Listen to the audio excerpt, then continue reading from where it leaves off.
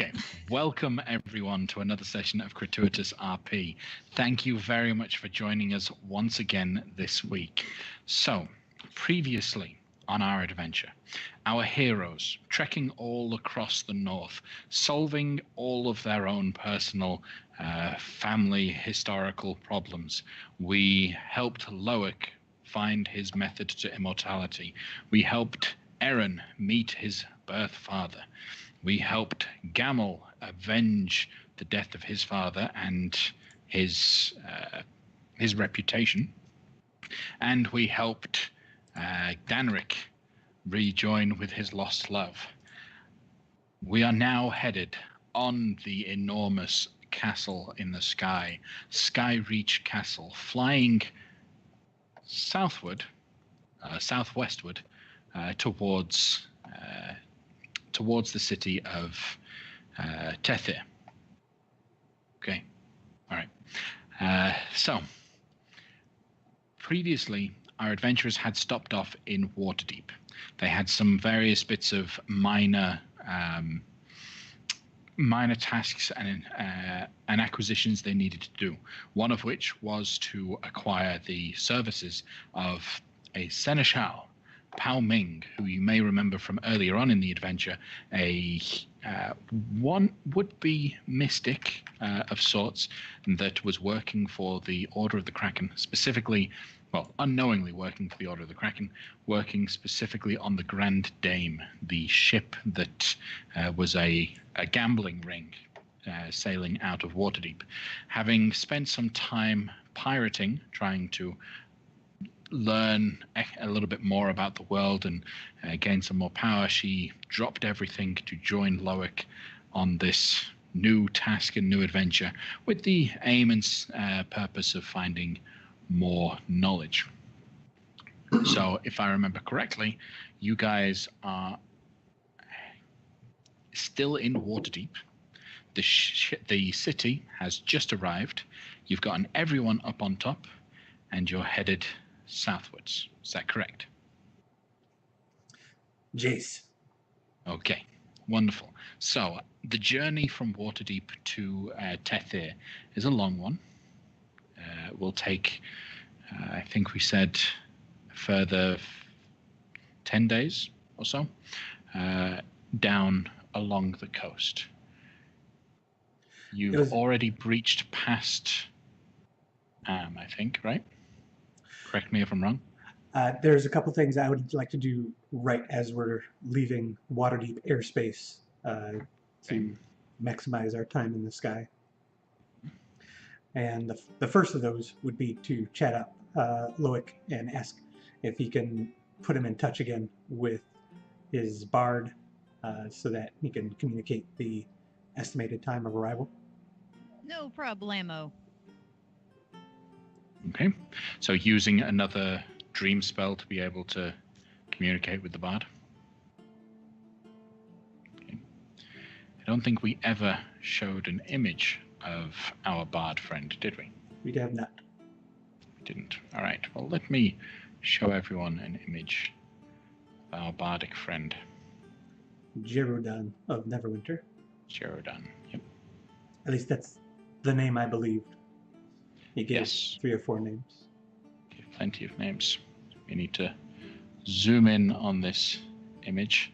Okay, so using the familial dream spell to be able to hone in and speak with him, getting used to this method of communication, almost immediately upon seeing the tavern, he turns, his eyes light up. Ah, a dear! Gerudan, it is good to see you. Good to see you too. I know that on my previous visit to you in this dream realm, I communicated an estimate for our arrival. We had to take a detour to Waterdeep, and this is where we acquired the item that you told me about, Sherglinda's tiara. We have it, and I produce it in dream fashion and say, "This is what it looks like." It's smaller than I would have expected. Okay. We also have acquired this sword that bears some Tethyrian markings on it, and I produce the sword of dream fashion. Do you know anything about the missing sword? It can light up with fire on command. Mm-hmm. That sword belonged to King Jazzer. He was on a delegation to Waterdeep when he was set upon by some bandits and criminals who murdered him and his entire entourage. It was kind of the last straw between Waterdeep and Tethyr back then. That is a good find. Well, thank you for letting me know. This is good information to have. Thank you. Well, our estimate for arrival is now, I think it was like 18 days instead of 10 days. It was 18 days from Ascot, and the ship took about a week to travel to Waterdeep itself, but it was a little bit off-center, so you would have had 10 days, but it's actually going to take you a little bit more, so maybe another 15 instead, I think we said. Yeah. And we will arrive in 15 days. Ah. Oh. Well, I should be prepared for you. How are you planning to arrive? Just drop in? A little pam-boomf like you did before? Or are you actually going to be landing your big castle? We wish to maximize the impact of our arrival in terms of splendor and awe. And so the intent, I believe, at this time is to bring the castle into view of Deramar, but not in such a way as to be so close as to be seen as a threat. We will then take our mounts, which are capable of flight, and fly them down, and then march into the city. If you can coordinate with the Order of the Silver Chalice to meet, then it would be a very fine entry indeed. I have already spoken to them, and they will be expecting your arrival, and they'll find you effectively, whereupon you land.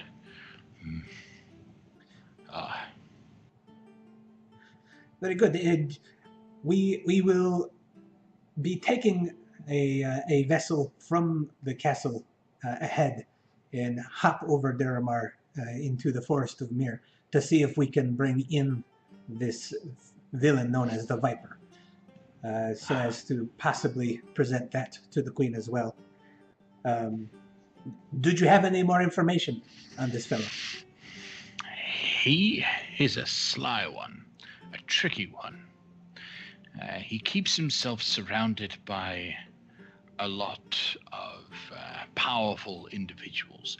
If you could get him alone, I think he'd be no quarrel or no issue. But whenever I've heard stories about the Viper attacking, he's always attacking with the help of, and I know you probably won't believe me, a mammoth. A mammoth? Yeah. Like, not really a native thing. Somehow, I suspect maybe a shape changer. But I have seen a mammoth. Well, not I've seen, but people have claimed to see a mammoth charging through, causing distractions, which will aid the Viper in being able to get what he needs. That is quite an unexpected twist. I would not have guessed a mammoth to have accompanied this fellow. Very well. I thank you for the additional information. We will do our best to bring in this Viper. Oh, a little bit of foresight information. Witness accounts of those that survived an encounter with him. There aren't many, but there is one or two. They claim that the man almost seemed to be able to see their attacks before they came, and so was perfectly capable of dodging every attack that came in. It was impossible to hit him. That is a curious description. Yes. I wonder what powers this man possesses. I don't know. I think there may be some spells that'll do that kind of thing, but I'm not sure which. Anyways, that's everything that I could find out. Well, you are a very full font of information, Jaredan. I very much appreciate these things. Surely you will earn all of the bonuses that I have promised to you. Well, but to serve would, yeah. I look forward to the bonus. Well, I hope you enjoy the rest of your sleep, and I will see you shortly. Thank you. Stay safe. You've been visiting me so often, it's almost getting difficult to sleep without you. I could probably do with some time off before the next one. Just saying. I am confused. Do you want me to sleep with you, or do you not want me to sleep with you?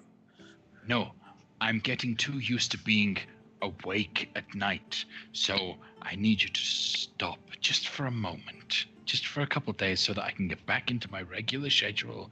I'm not. That's purely business between us. Very good. Well, you let me know if you need someone to sleep with. You have been a faithful servant to me, so I would not want to deprive you of this important phase of people's lives. You need to sleep. Good night, Artia. Okay. Very well. Okay. So the dream phase ends, and he disappears off, and Jaredan disappears. So, with that extra bit of information, so if I understand it correctly, your plan is to come in with the city, meet with the people at the Order of the Silver Chalice, and then go to the Forest of Mir and bring, or no, what's...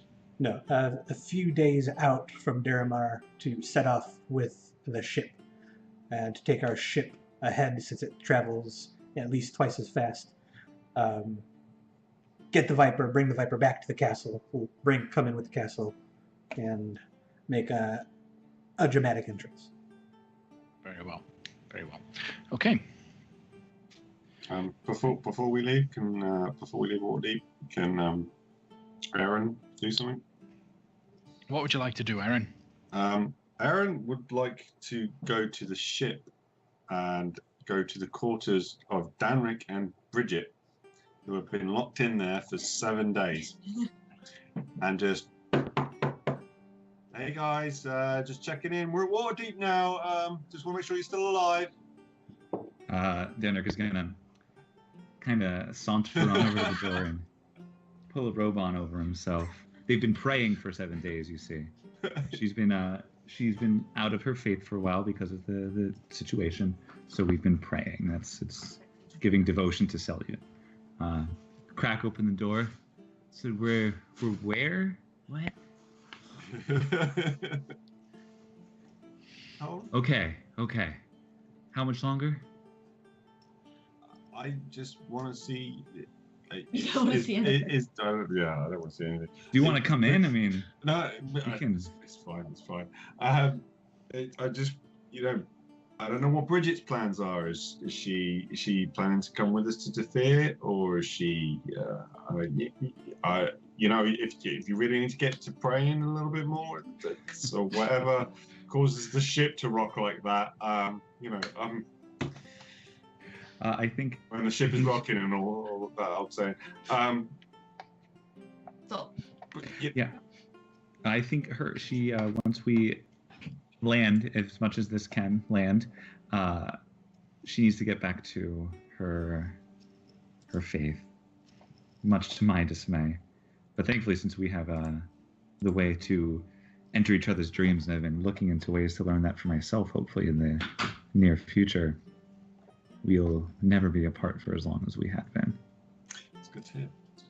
So, does she want to take the ship down to Waterdeep now, or is she coming to Tethyr? Down to Waterdeep now. Keep her out of trouble now. We got her out of one scrape, and we don't need more happening.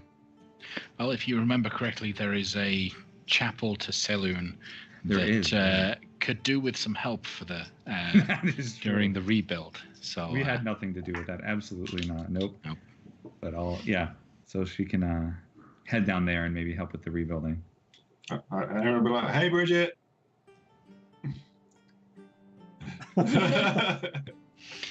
Oh, So darling. Look at her. Isn't she cute? And then what are you trying to perceive? Yeah, maybe you don't want to roll this check. I don't know if it's in your best interest. All right. So you will drop off Bridget at the Temple of Selûne. Simply walking in, the priestess that was already there, the cleric, she'd already started trying to help fix everything that had broken. Thankfully, you guys had helped her and all of her other clerics quite well in the drow attack. So she's more than happy to accept extra help and extra assistance. The building itself has been completely rebuilt and is structurally sound right now. A lot of mages helped out with that, but getting the the actual ceremonies and rituals back up to maximum efficiency is struggling right now. People struggling with their faith after such an attack. So with the extra help of Bridget, things will go a little bit smoother. Great. Anything else you guys are doing in Waterdeep before the journey? If we're all together. Funds. Do we need funds? I need to know if I need to get more money out for whatever plans you guys have for this place. And take it with chipping in. I have not spent my earnings from Emerit's lair, so there's we are not poor at this point. But yeah, anything we do here, we're obviously we're all chipping in, aren't we? Or is somebody? What's the situation? Have we worked out costings? Or you look like a man with a plan, Artir. Well, you've always got a plan. I am happy to initially incur the expenses and outlay for the castle. I expect that we will find a way to make the abode self-sufficient in no time, and we will not be wanting for coin. So I am happy to bear the expense for now. Okay, as long as you're sure. I don't need anything, man. If we're all together, I would like to ask Aaron. I have learned about this sword. This sword formerly belonged to King Jazur of Tethyr. He was beset by bandits, and the sword was lost thereafter. I would like to present this sword to the Queen, and perhaps, I don't know if she has a champion or some sort of consort that she would then gift the sword. But I would like the sword to look in tip-top shape. Like if she could maybe perhaps mount it or something like this. Ju would not need to mount it. She may want to use the sword. But if you could make it in its highest state of preparedness, I would appreciate it.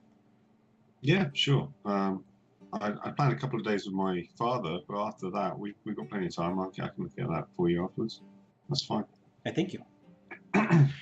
The flame tongue sword itself, unlike your sword, which is just a hilt that a beam that is a blade comes out of, this is an actual bladed sword that just ignites.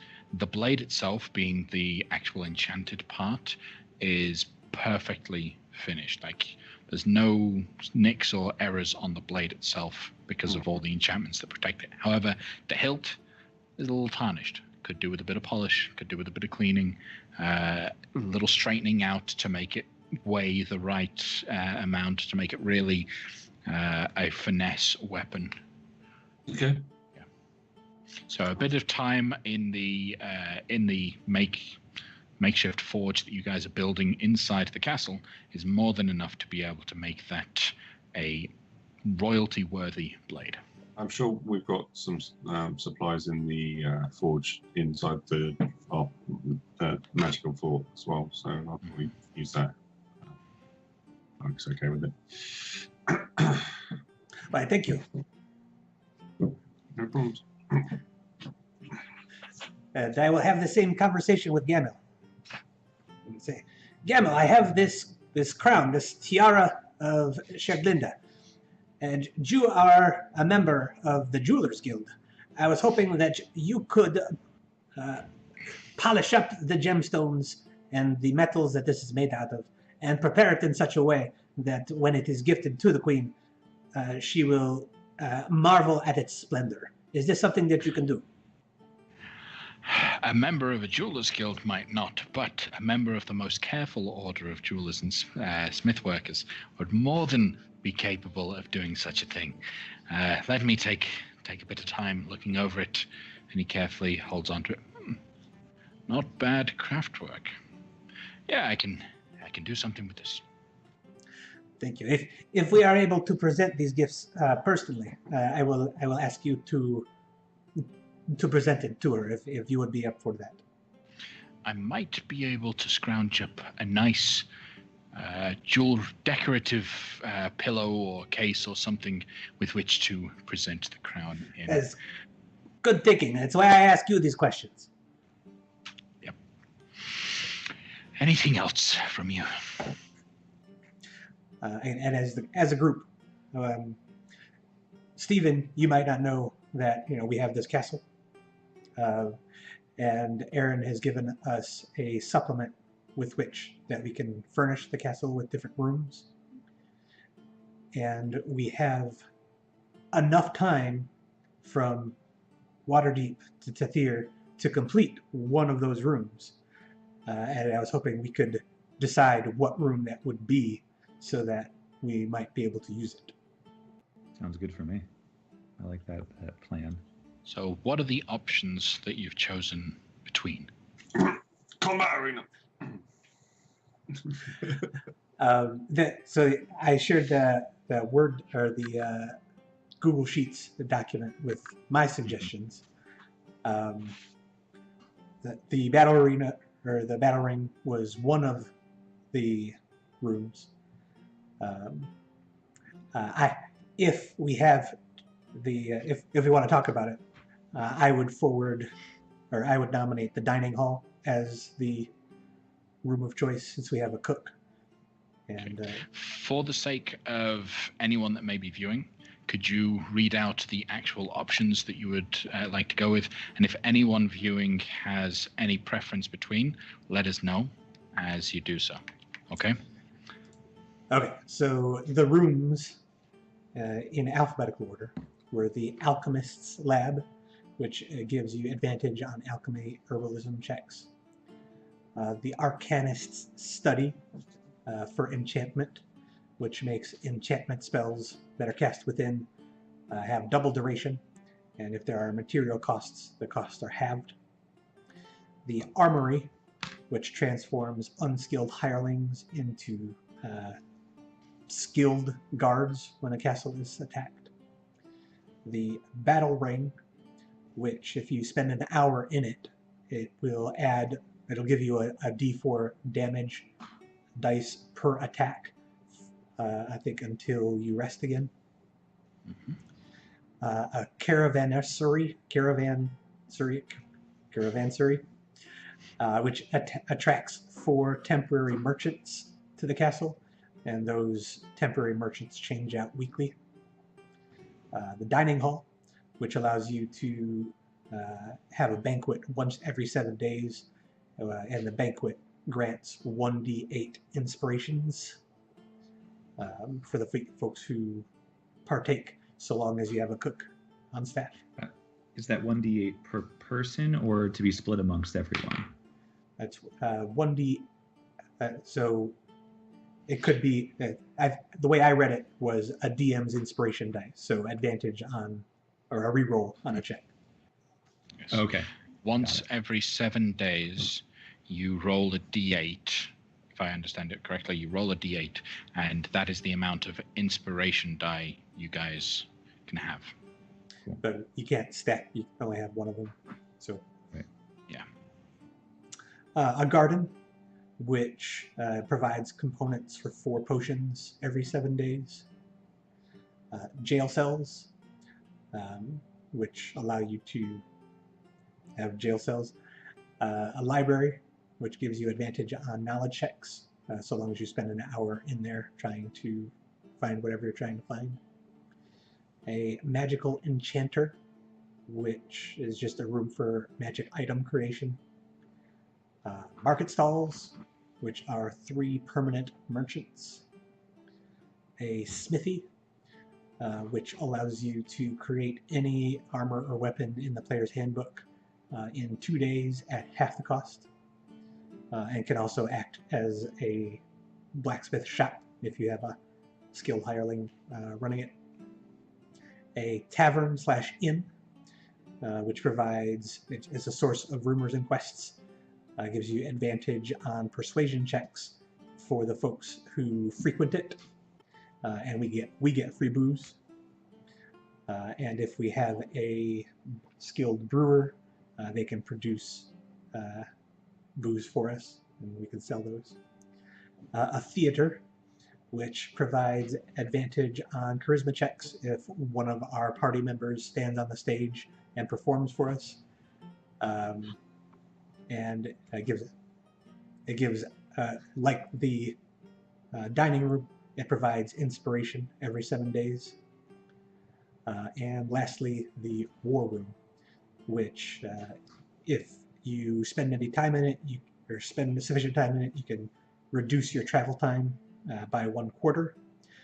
And if anyone attacks the castle, any of your attack rolls have a 1d4 to hit bonus. Okay. And those are the rooms. Out of that list, I liked the dining room and the war room the most. Okay. My narrowed down is much longer than that. I like the training room, the dining room, the magical enchanter, the smithy, or the forge, or the theater. I think a lot of them we can just handle. We have the funds to just like hire people. We have the funds to get a lot of, or like we have the connections where we don't need a library because we can go to a library. But I think those, work a little better for us if we're in here for a while. And I like the theater because Danrick can have his own permanent gig. He could be the house musician for the whole castle. And that's pretty cool. The theater is actually potentially going to be a very big deal because we're trying to get some high class tourist stuff. So we want some attractions that are very expensive. Well, Danrick would be a great MC for the theater. Just putting that in there. But yeah, I think those ones are probably the best bet. Probably less likely the magical enchanter, the smithy, or forge for now because same thing, we can buy stuff. But it'll be nice. Those will be nice to be able to have handy on our own whenever we need to, especially with Gamel's skills. He would probably like to have a smithy or a forge to tinker away in at will. Well, you'll be able to do almost all of them later. Right. The castle is more than large enough to be able to bear all those things out. But it sounds like you guys all prefer and are leaning towards the theater, or are you? It sounds like everybody likes the dining room, but I haven't heard Ty, his input on what we're doing, and Lainey as well. You need to chip in. Preferably, I don't necessarily see the immediate benefit of those. We've only got 18 days, and we're going to get any kind of benefit from one of those things. The theatre, for potentially wanting and dining for our tier, or the combat thing. The battle theatre would affect. Obviously, it won't help so much with the casters, but it will help with the 4 other combat orientated people. Is there anything else that I could think of that would take an immediate effect? I can't. Maybe the war room as well. apart from that, yeah, I'm trying to think of what would help us with our tier reaching Tethyr. Anything that economically beneficial can come later. We have time for that. That's kind of where I'm going with it. Yeah.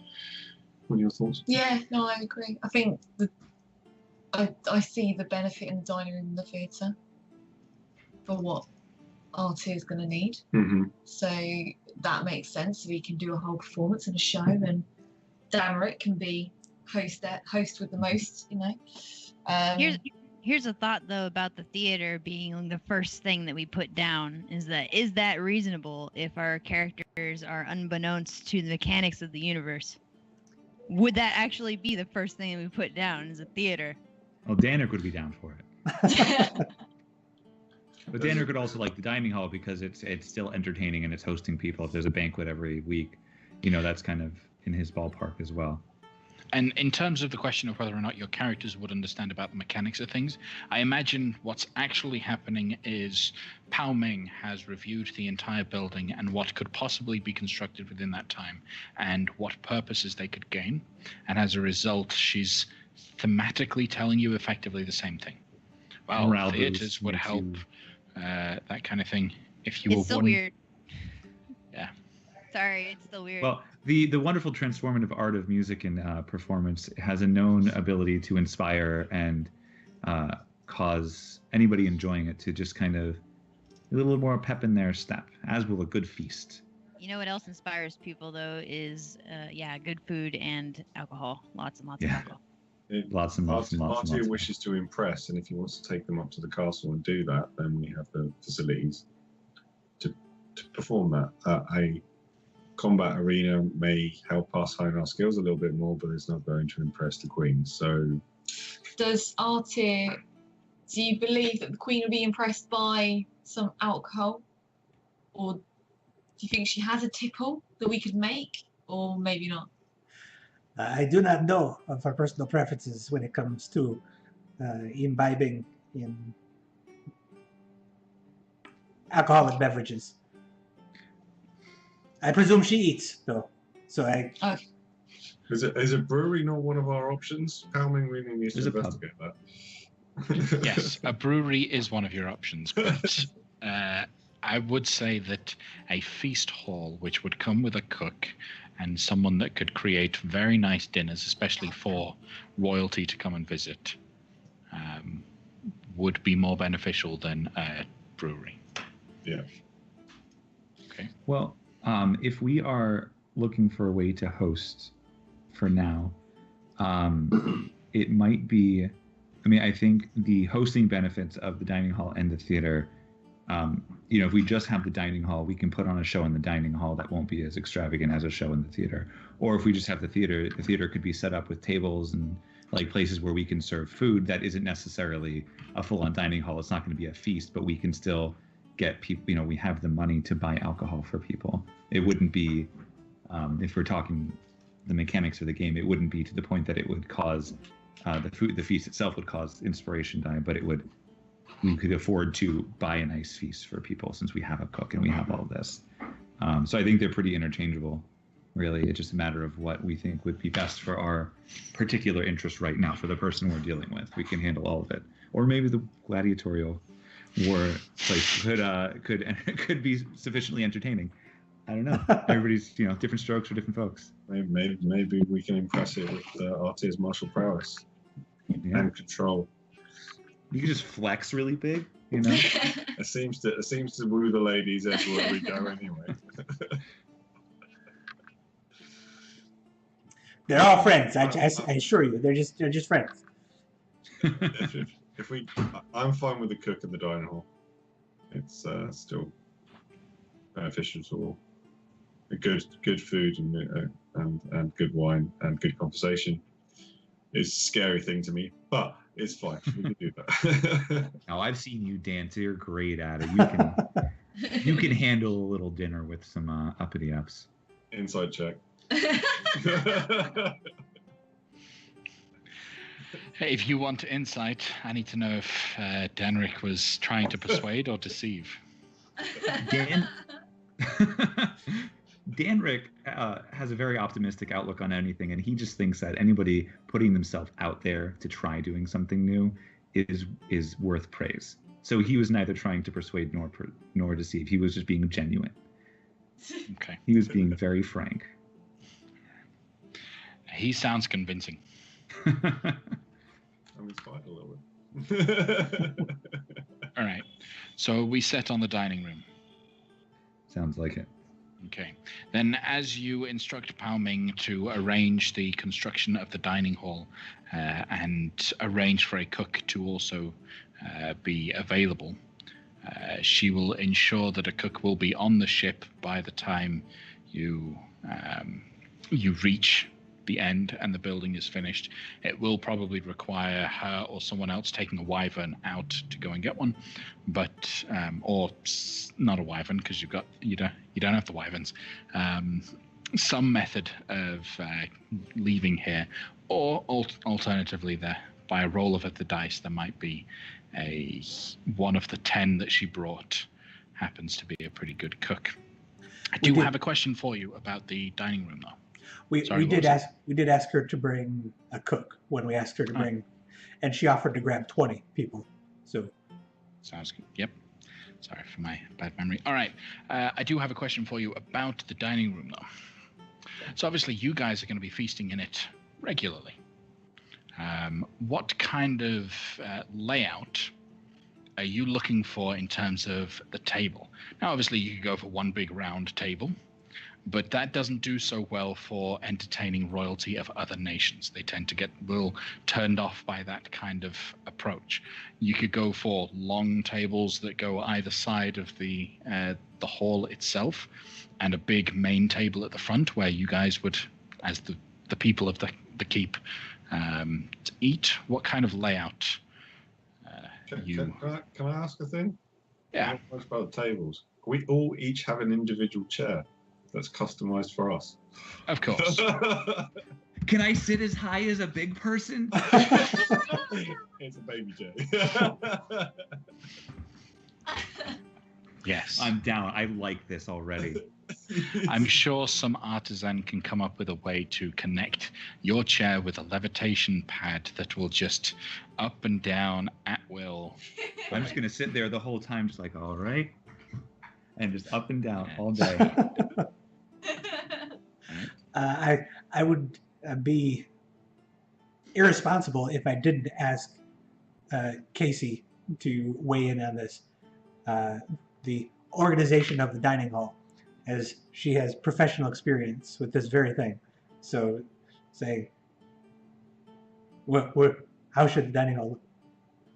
Well, there's a difference you see between modern day dining halls and medieval dining halls. It is my belief that the better medieval dining halls did the latter thing that Aaron was talking about, where you have a head table and that kind of comes off as like a half square. Mm-hmm. It's got two side tables, and then you got two more tables in between in the front here. That way, the person that's sitting at the front of the middle tables can talk to the people that are at the front, and so on and so forth. Very Harry Potter-esque. I think One it could big be... table with... Oh. No, go on. Sorry. I want to see where you're... Yeah, and the legs are actually attached. Yeah. To the, yeah. So that kind of style, the head table being at the top and then side tables that come down. You'll see similar things in most modern fantasy. Well, modern adaptations of fantasy stories. So, yeah. Cool. So, Pao Ming will get that ready for you. It'll be done in time for your arrival in Tethyr.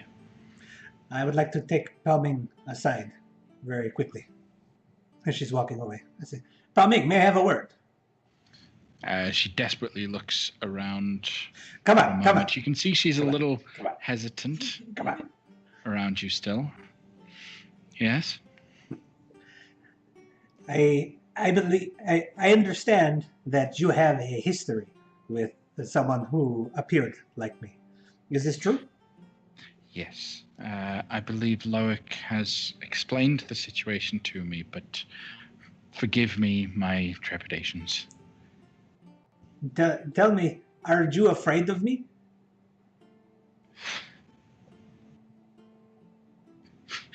Yes. But you know I am not this dragon who took my shape. This is true, yes? Yes. So you know this, yet you are still afraid of me. Why is this?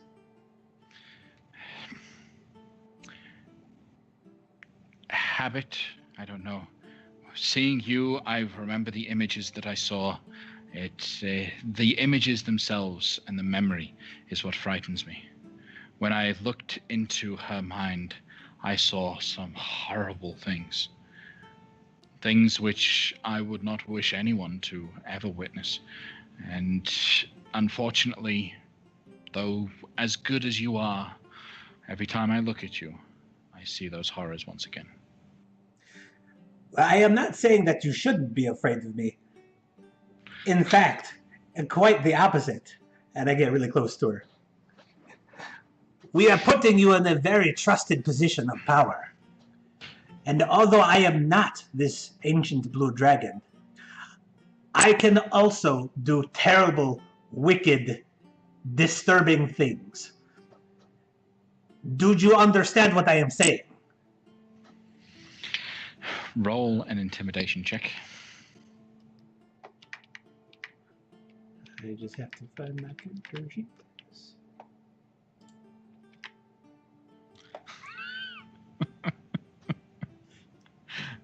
A 34. This poor woman. 30 is usually impossible. Just in terms of DCs, 30 is usually up there.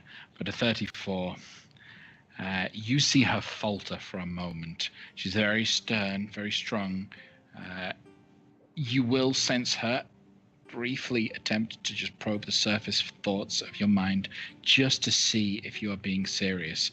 And she can tell that you are being serious, that you might actually kill her in a myriad of ways if she doesn't live up to the trust that you're putting in her. So she looks terrified. Yeah. Of course. Yes. I will do whatever it takes to make sure that your trust in me is not misplaced. Everything's going to be okay. I'd like to walk over at this point and be like, Artir, are you scaring Palming again? Jace.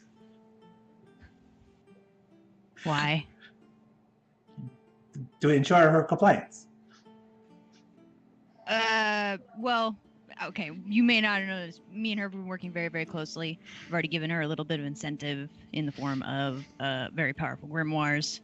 I don't think she's going to be seeking additional opportunities at this point. It's all very well and good. I'm just, making sure we all have a crystal clear understanding that what should happen if someone had a wrong idea. And I will turn to Palming and my eyes will glow faintly and I will say, do we have an understanding? Yeah. Okay.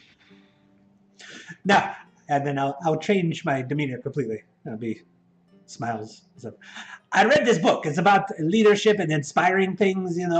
I do not wish to put you in a constant state of fear. This is not the type of culture I want to cultivate among the peoples of this castle. I just want to make sure that I will hold you personally responsible if something goes wrong with any of the people we bring on. Do you understand? Yes, I understand. You will be rewarded very handsomely for your contributions to our continued well-being and safety. Thank you. Now, may I get back to work? Please do. And taking the quickest route she possibly can, she heads out away from you. You think intimidating that one is a good tactic? She seems capable of bending the wrong direction towards that kind of thing. It is tough to tell the future, and I only know what I know. I am effective at one thing in particular, and I will use it as much as I can. Valid. And I have one more conversation to get off before we set on our way. I will track down Osrin. Say, Osrin! Hi. All right, I understand from my contact that I have operating in Tethyr that the fugitive that I wish to capture is going to be hiding in a forest. And he may have multiple allies among at his disposal. But all we know is he is in the forest. Loic brought to my attention that you are very effective at detecting various creatures. Supernaturally so, in fact. Do you think that you would be able to track this fellow in the forest, if that is all we have to go by? Yeah, of course. Just get me close enough. Do you know roughly where you're going for? In a large forest. In a large, how large are we talking? Many square miles. Okay. Get me close enough, and yeah, I can help. I can track down. But actually, I was going to ask you for some help as well. Oh, I can help you if you help me. I live to serve. Well, I'm not very good at persuading people to do, well, anything. So over the next few days while we're traveling, I just appreciate, you're very good at what you do, and I just appreciate any advice you may be willing to give on that side. I am quite happy to do so. I will be. I read this book, and it tells me all the tricks. I will teach you all the tricks. Okay, cool. All right, cool. And so yeah, I'll keep an eye out, and I'll let you know if I can sense anything for you. Super. Okay. Cool. Anything else you guys need to do as you prepare? There is a thing I'd like to do the day before we actually get to a point where we want to leave the castle. Okay. And what is that? I was just going to privately attempt to scry on him, see if he's got non-detection stuff up. Fair enough. So all you currently know of him is the name, the Viper. Yep. Secondhand knowledge gets a plus 5 save to on the it. DC, right? Yep. By the way, look, he has a mammoth, or a shape changer who takes the shape of a mammoth. I do not know if this will help your scryings. No, but that's very interesting. Isn't it though? I'm thrilled to know that. So go ahead and roll. Oh, the target must make a wisdom saving throw. Yeah. Right. And he gets a plus 5 to his save. Okay. All right. Let me pull up his sheet.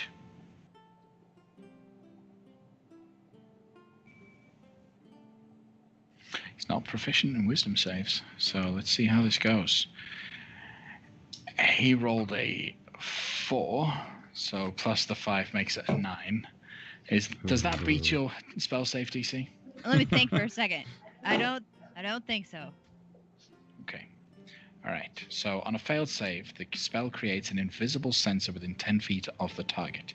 You can see and hear through the sensor as if you were there. The sensor moves with the target, remaining within 10 feet of it for the duration. Okay. So this is a nice bit of extra information for you. Let me just make a quick change to the way things are.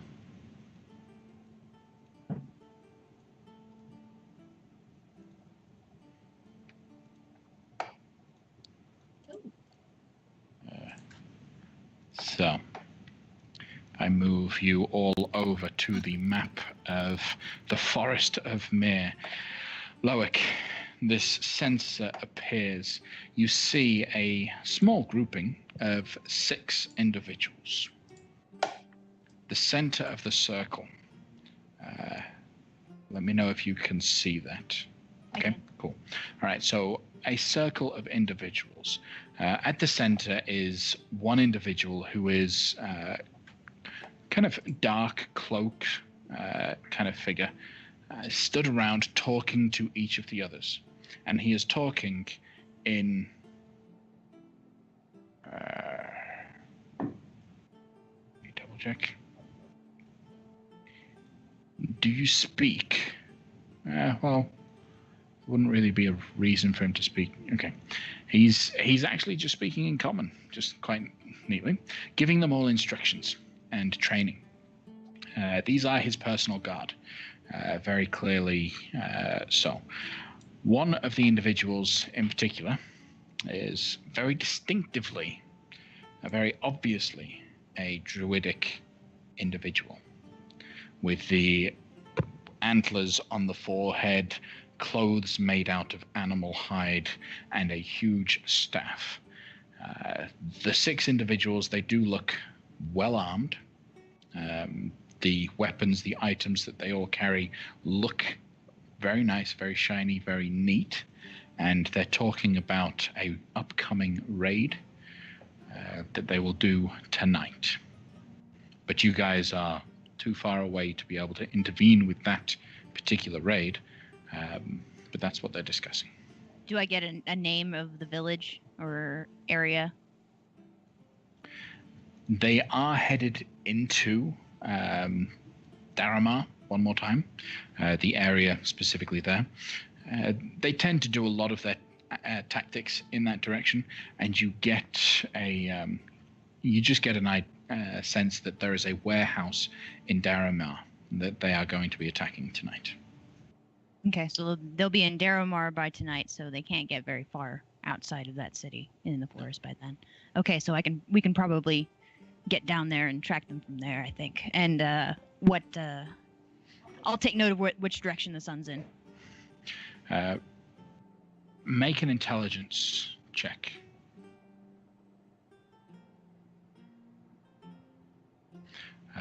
Okay. So, judging by the position of the sun, judging by the direction that they all seem to be facing, and the fact that they are in the forest, and their plan involves them getting to Daramar just after sundown and then being back before the end of the night, you can make an educated guess that they are within.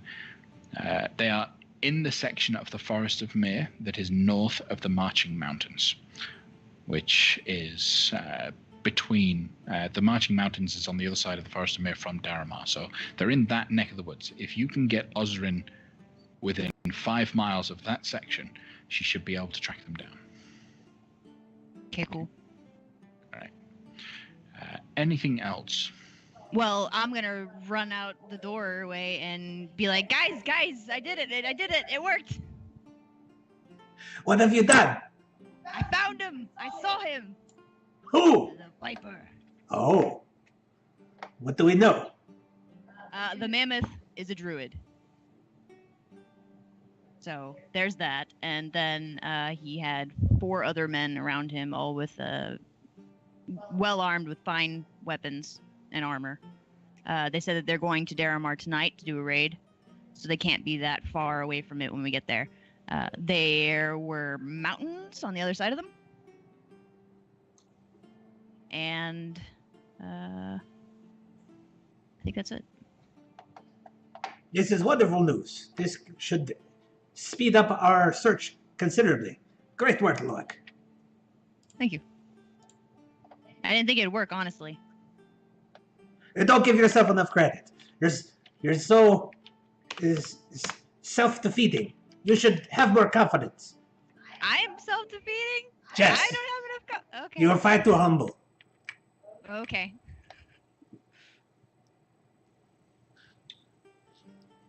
Okay. Then with that, we will move on to the journey towards Tethyr proper. You're just as you're doing that particular scrying, and I will move us all over to the map of Tethyr because you guys are flying over. Sorry, Carl, for having to make you go through the map so often. So shifting your position, you guys should find yourselves at this point when you take the scrying, as you're coming to the Weldath, the large forested area that leads just in front of the Starspire Mountains before you reach Daramar. You are within distance of reaching Daramar within a day or so by the castle's motion, and then obviously you can get to you can take the ship and go where you need to even quicker. Okay. Captain Halberg, can you fly us to the Forest of Mir? We have a fugitive to track down. Aye. I can fly you anywhere you want. How many's on board? I guess we can leave. We can leave Gamel, right? To make it easy. Yeah, if you guys are comfortable doing this without Gamel, then we will leave him behind. He'll continue working on polishing up and getting that jewelry just right.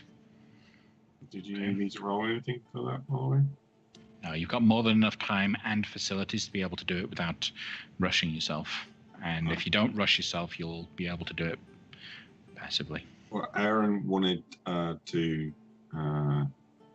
after his time with his father and the stuff in Campfire this week, Aaron would then want to approach Loic at some stage to ask him for some help. I'm happy to RP that later if we don't want to roll back.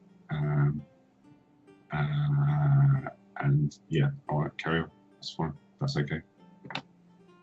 All right. Basically, Aaron will want Loic to help him with his arcane abilities. Okay. All right. Okay. Your training within and preparation for arcane trickster, correct? Mm-hmm. Loic will be helping you learn the tricks of magics to be able to do so. Fair enough. All right. Then, so the 5 of you jump onto the ship. He takes what minimal crew he needs. Are you also taking the griffins? I personally don't need mine. I'm not feeling the griffins this week. Well, you've got your carpet anyway. All right. I will have Zeppa, but he will just be I will not be riding Zeppa. You just bring him for an extra set of eyes. Okay, fair enough. So the ship flies towards the Forest of Mir. Unless you direct him otherwise, the flying ship will pass over the city of Daramar. Let us try to either fly very high over the city of Daramar as to not attract attention, or to avoid. If flying high is suboptimal, we can fly to the west. He will be able to get you above the cloud line enough to satisfy it. Okay. All right, let me just get you guys all set up. As you head into the forest, or at least drop down the ship near the forest, with the timing of the day and the position that you're flying at, Harbak has learnt enough about the ship to be able to maneuver it quickly, neatly, and without drawing too much attention. So you fly across and drop down just on the western side of the forest tip, right, that point right between Daramar and the mountains. He lands it just outside the forest itself. You all climb off, and immediately Osrin begins to track. Yep. And starts focusing, pushing out senses. You listen to the way the trees are creaking. You listen to the sounds that move on the wind, and you look at the ground. Your knowledge of nature and how it responds to those creatures that interact with it helps you to zone in on a group of humanoids 3 miles inside. They're in a small area, small enough that you can consider them as one group right now, but they're not exactly clumped up. They are slightly separated. How do you guys approach? Can Aaron do a monstrosity check as well? Okay. In the set, like confer with Osrin and get a sense that in that area, if there's anything nearby. Within the 5 mile radius that you have, you don't sense any monstrosities. Okay, that's fine. Okay. I will communicate to my allies that we wish to bring the Viper in alive, if possible. Okay. My bard suggested that he may be receiving commands from someone else within the court, so we will need to find out who this is. What do you want to do then? Do you want to go in? Do you want to surprise them, take out his Stealthy. friend, stealth, or do you want to approach them Maybe so. and try and talk him down? I am open to suggestions. I have 2 modes. One is to talk to people, and the other is to swing viciously at their throats. If there is another way, I am open to your guidance. We can play both angles if you want to. We can hang out. We can hang back. We can surround them. We can act like we're more than we are. You can persuade them as such. Talk them down. If they don't listen to you, we can still shoot from the shadows. Don't you need to know what he wants in order to persuade him to do anything? We don't know what this guy's motivations are, do we? If the guy's surrounded, or he thinks he's surrounded, we can talk him into the fact that we're arresting him or we're going to slaughter him. It's his best interest to him. I don't think we know enough about the guy to talk to him.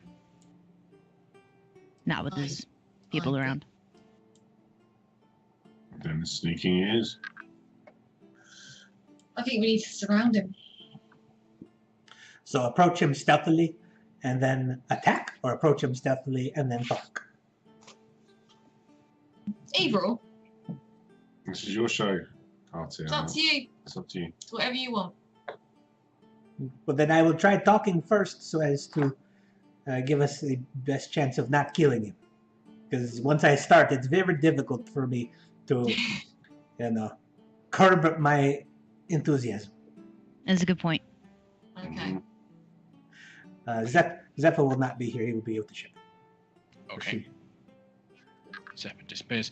All right, so as you guys are trying to stealth through the trees and the forest, using Osrin to help track the position of where these guys are and circle around them. I'm flying high, by the way. I'm not on the ground. I'm going to be Okay. using my boots, and I'm going to be just flying high so I can have a better vantage point and see. Above the tree line or still below the tree line but above the ground? The forests that you're walking through here are very much like a canopy system. So Okay. it's just huge stalks with one thick layer of brush over the top. It pretty much covers most of the light and just casts shadow underneath. There are enough bare branches that stick out to make a decent walkway, or Okay. alternatively places for you to hide and position yourself as Yeah. you're flying. Yeah. But if you go above the tree line, you're going to lose sight of your party. No, that's fine. I'll stay below the tree line, but high enough to be out of the way. All right. Aaron will cast Pass Without Trace when we get within a mile.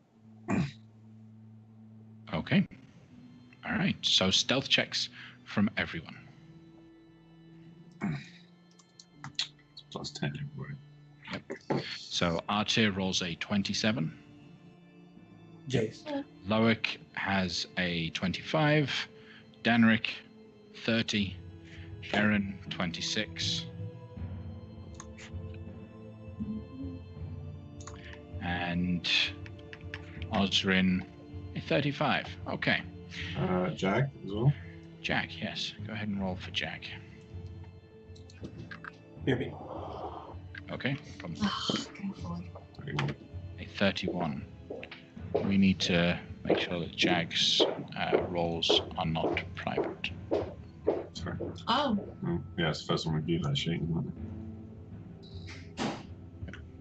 is there something we need to do? I'm doing it for you. Oh, okay. It's fairly quick to do. There we go. Done. All right, so Jag rolled a 21 plus the 10 from your pass without a trace pushes up to 30. Okay, so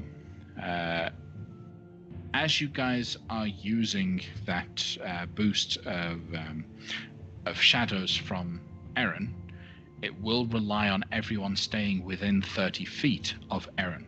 So Osrin flying above won't get it. That's fine. Okay.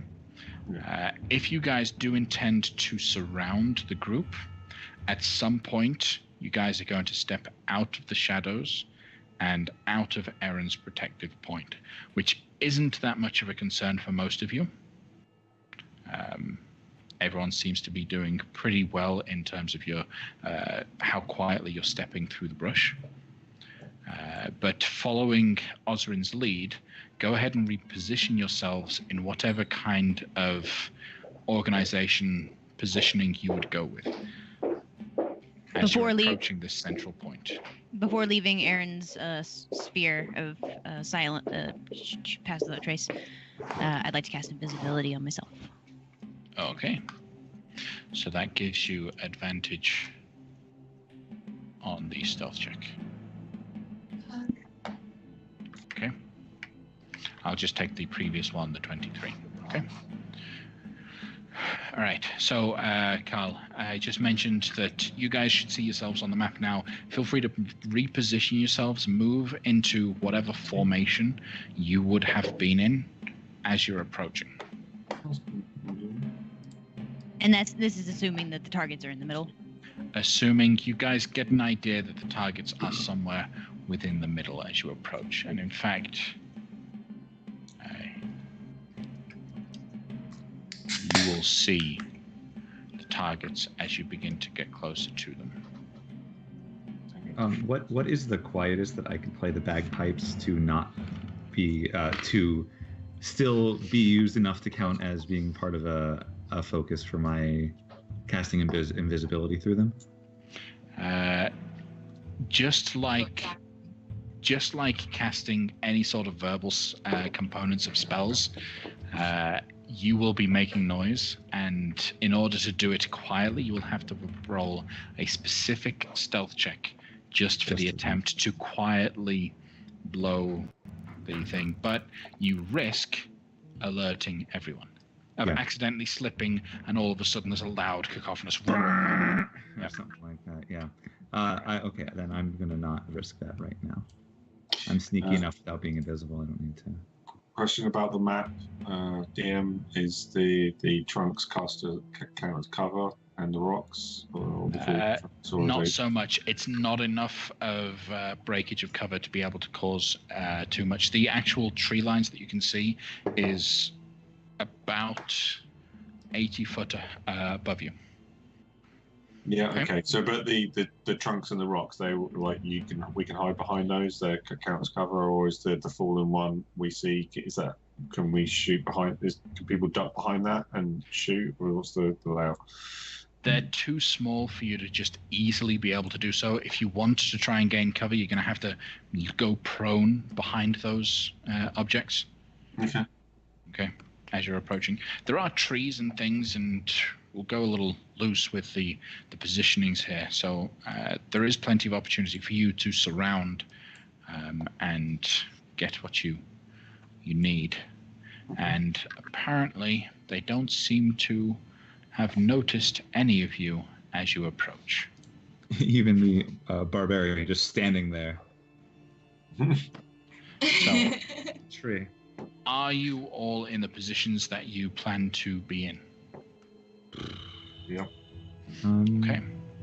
Aaron's pulling out his bow. Okay. Osrin's making her armor look green, so she blends in a bit more. Okay. Artea, what are you doing? Walking casually. Okay.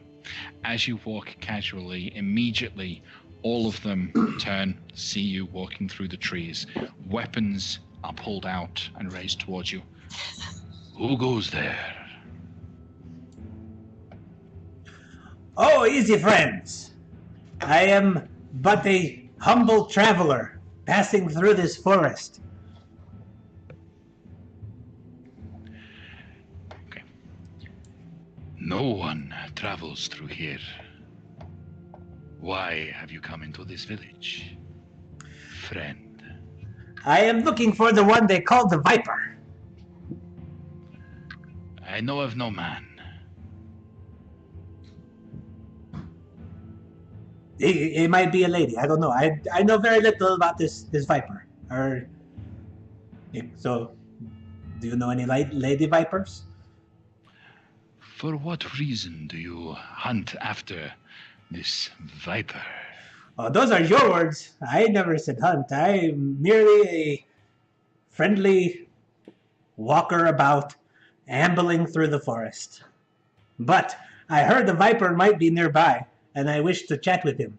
I have a proposition for him. As I understand, the Viper is a successful and renowned business person. Roll a persuasion check.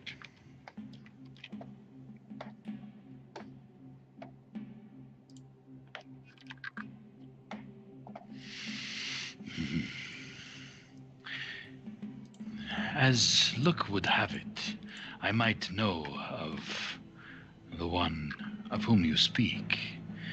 What proposition do you have for the Viper? Oh, well, you know, it's for his ears only. And they wink, because obviously you know what that means. I'm afraid no one sees the Viper without explaining their cause. And I told you, Please. it's a profitable business venture. Wonderful. And unless you tell me what that business venture is, you will never see the Viper. There are trade secrets involved, man. I mean, I cannot just divulge everything. I mean, if we had maybe a non-disclosure agreement of some sort, if you had a contractual... Do you have a lawyer? I have some paperwork. Maybe I could draw up very quickly. I was not prepared for this. I meant to just have a casual conversation. Like I say, I'm just walking through the forest. I didn't come prepared. I mean, and I'm looking for pens and papers. Then if you will not share this proposition, then you can leave this forest. My men will happily escort you out of the forest, wherever you had intended to go. So is the person talking the... He is the person in the middle, Okay. the individual, the only one speaking. All of the rest of them have their eyes trained on you, weapons drawn, waiting for the order to strike. And the four henchmen, what do they look like? So all of them similarly dressed to the first, except they are each wearing, let's see.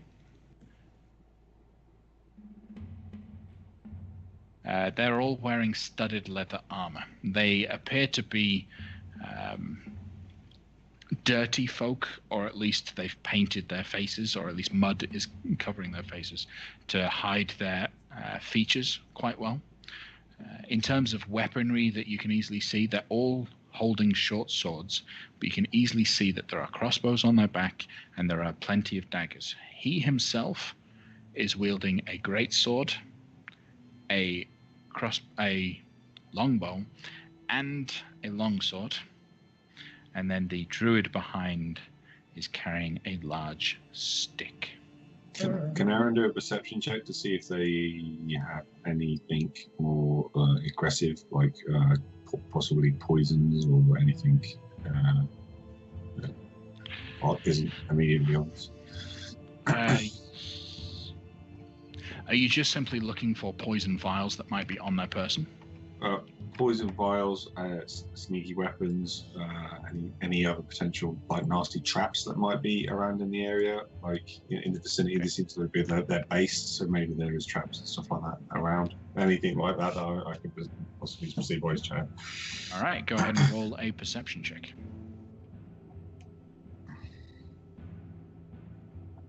A 20.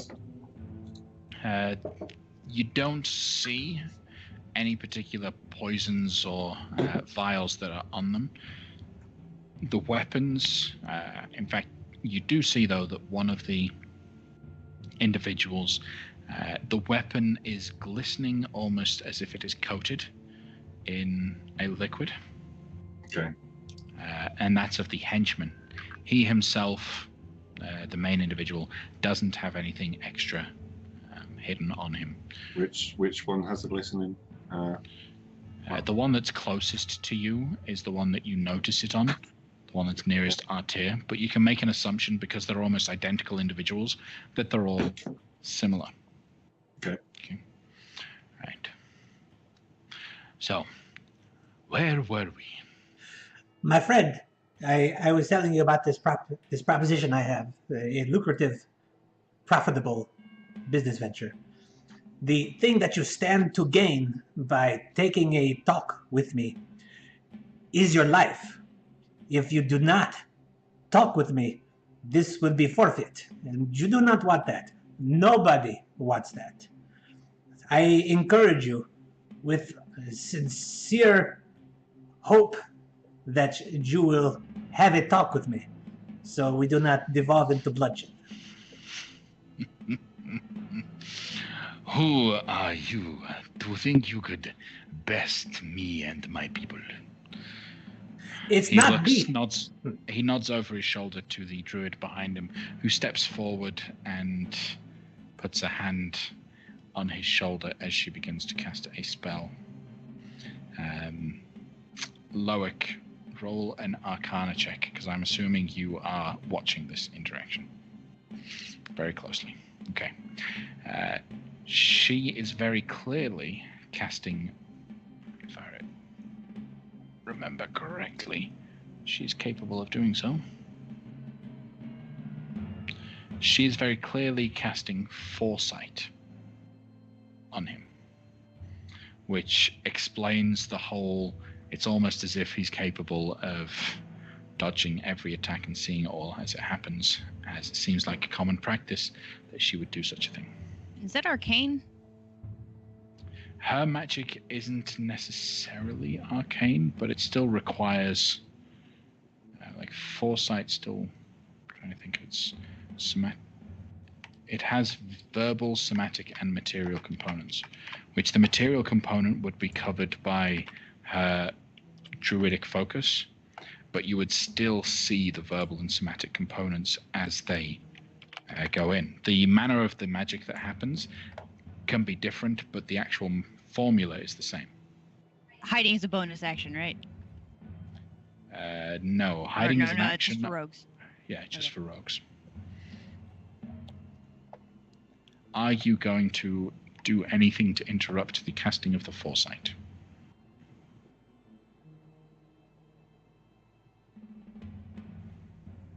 No, this is taking me too long to think. Okay, then she does so. She will cast Foresight on the Viper, which point he nods. Very well. May my life be forfeit, my friend. It's not me you have to worry about. It's my many friends who have you surrounded. If it was just me, then sure. What chance would humble, just walking around guy in the forest who is very friendly and amiable, what chance would I have against this grouping? But the many, many, many allies I have. And now I'm rambling because she cast a spell and I'm trying to draw out the clock. He pulls out, you may or may not know, as Foresight has a duration of 8 hours, so it's the rambling isn't going to help you too much. He will begin to laugh.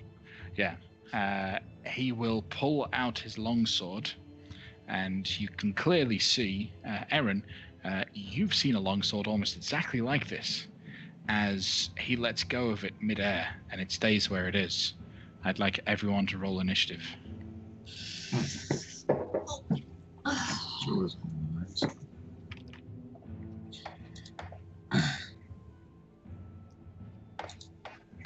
Oh no.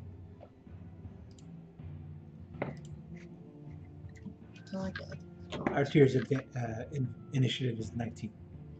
Okay, we'll edit that. Jack doesn't get far. You get far. Bad idea.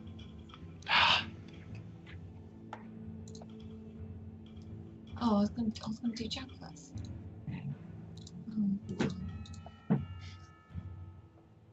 See, it's why you shouldn't roll for me. Got you, Jack. There.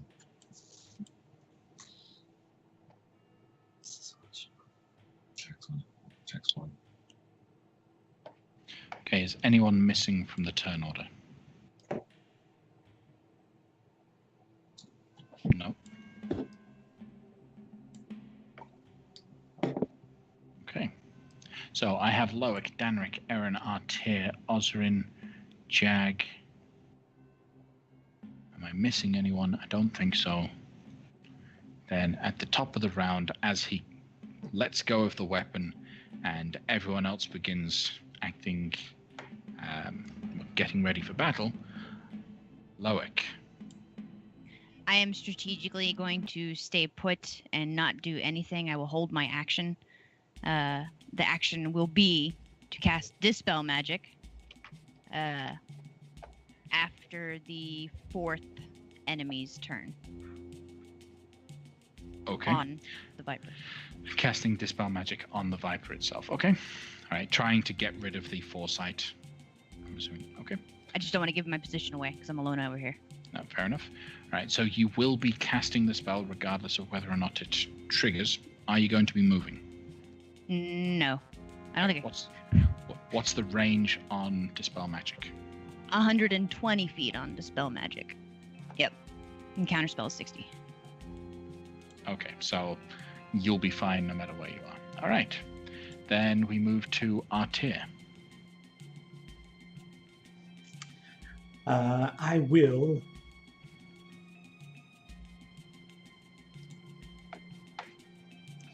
measure the distance, because that is something to do.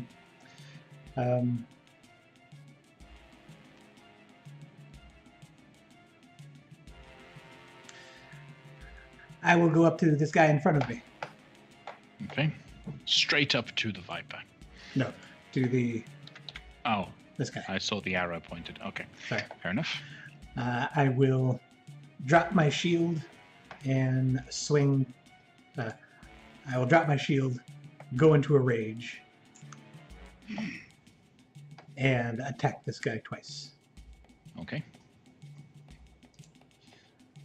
I will not do it recklessly, but I will do Great Weapon Master. Okay. So a 26 will hit. And then the 17 will also hit. So 30 points of slashing, and then an additional 24. Okay. Anything else from you, Artir? I would say, it does not have to be this way. We can talk. We can be friends. Okay. At the end of your turn, the Viper points at that individual that was fighting at you and commands him to act. At which point that character will pull out his short sword and begin attacking you. That's a 25 to hit. Hits. Okay. You take 6 points of piercing damage, and you're immune to poison damage, correct? Correct. All right, so nothing happens in that regard. So half damage because I'm raging? Yes, half down to 3 points. Okay. I will use my reaction and the answering ability of my sword to attack this guy one more time. Okay.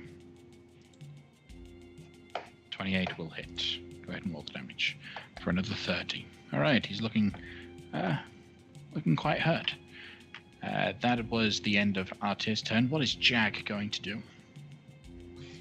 Jag is going to run in. He's going to not go next to Artir, but he's going to come up behind the guy he's fighting at the moment and pounce on him. So try and flank him. Okay. So ideally, come up to him and pounce. So it's claw attack. Okay. Yeah. With the claw attack, it will slash, but miss. Okay. Okay. That's it. Okay. Well, we have an assassin that will go up to flank Jag. And pulling out his short sword, he will attack. So that will be a 20 to hit. So, yeah, it hits. Okay. Jag will take 6 points of piercing damage. Okay. And he will actually add some sneak attack to that. An extra 12 points of piercing damage as well. And 24 points of poison damage. Oh. Which one's that? Yeah, take 24. Jesus Christ. Right. I need Jag to roll a Constitution saving throw. Hold on. It's a +6. Saving throw. Constitution roll. +6. Oh, God. No, it's fine. 23. He's fine. He's absolutely fine. But the assassin will come in with a second jab with the short sword. This time being a 17 to hit Jag. Yeah, it hits. Okay. He takes 4 points of piercing damage. Oh. And I did this incorrectly. And I will take that back. Go ahead and roll the con save now for this attack. Do I take the 4 points off first? Yeah, take off the 4 points first. Yeah. Now roll a Constitution saving throw. Okay, so that's another success. You succeeded on both of these con saves, so the first one should have been half damage, but 2 half damages equals 1 whole, so no additional damage for the poison in that regard. Does that make sense to you, Osram? Okay, cool. Then that is the end of the assassin's turn. However, at the end of the assassin's turn, the Viper will point at that assassin and command him to use his reaction to attack Jag one more time. He has advantage on the attack, so he'll do so with a 16 to hit. Does that hit? Does that hit? 16 is your armor class. Okay. Okay, Yeah. then Jag takes another 5 points of piercing damage, and I need him to roll another con save.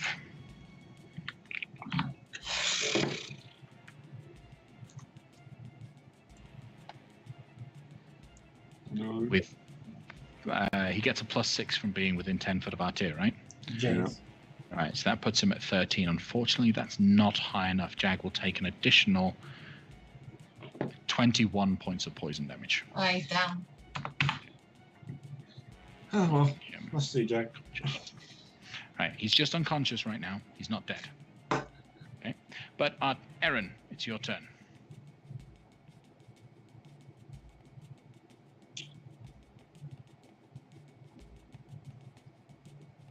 Conjure animals. Which animals? Maybe do it. You killed the bloody cat.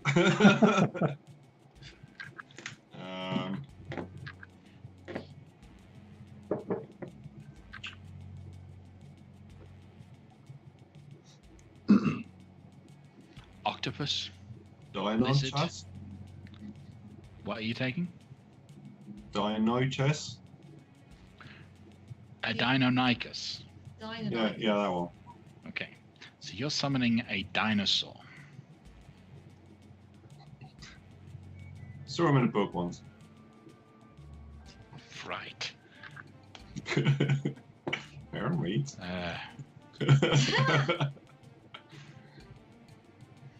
try and find it in my compendium. How do you spell Deinonychus? Deinonychus. E-I. That's why I couldn't find it in the compendium.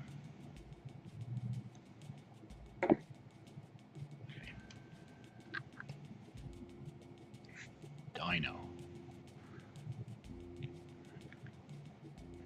All right. How many of them? They are level 1 creatures. I believe I get 2 of them with conjure animals, so I'll just throw that up. That's my conjure animals. No, that is your conjure animals.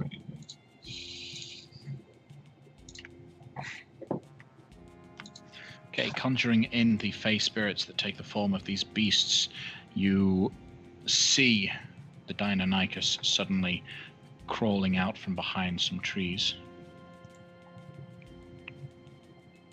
20.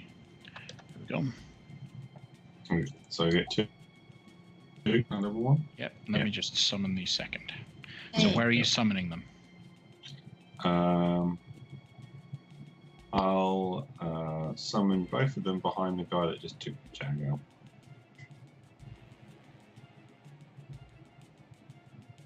Okay. One moment. Let me send this to you, Aaron.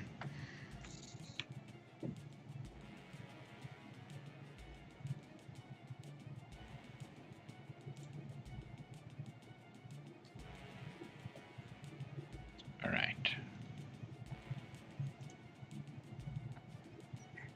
Do you see the Deinonychus character sheet, Aaron? Please, thank you very much. Okay, you should have full control over those Deinonychus. Go ahead and roll initiative for them. Roll them in. That's cool. That's fine. Yep. Let me just quickly remove the whisper. Right. Can I have that guy on that side? Just like that. Okay. Fair enough. So with an 8 in their initiative, they come in just in front of the Viper. Okay. Anything else from you, Aaron? Aaron is then, because he's casted that, he's exposed himself. He's going to duck into this brush. I imagine this is obscure terrain. Or Not, can I not find something much. that's obscure so I can hide as a bonus action? Yes. You'll find enough to be able to do so. Yeah. So yeah, that's what I'm doing. Is I'm hiding as my bonus action. When casting that. All right. Go ahead and roll a stealth check. Gotcha.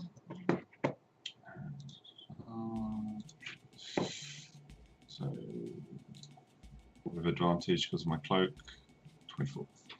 Okay. All right. Then that is it for you, Aaron.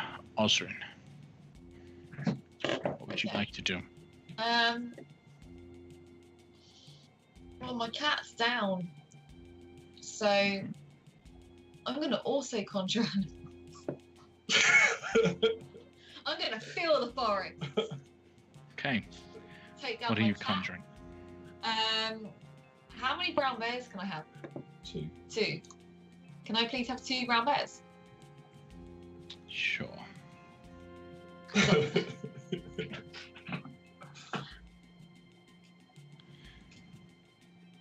What's that Disney film where all the little animals come out and stuff?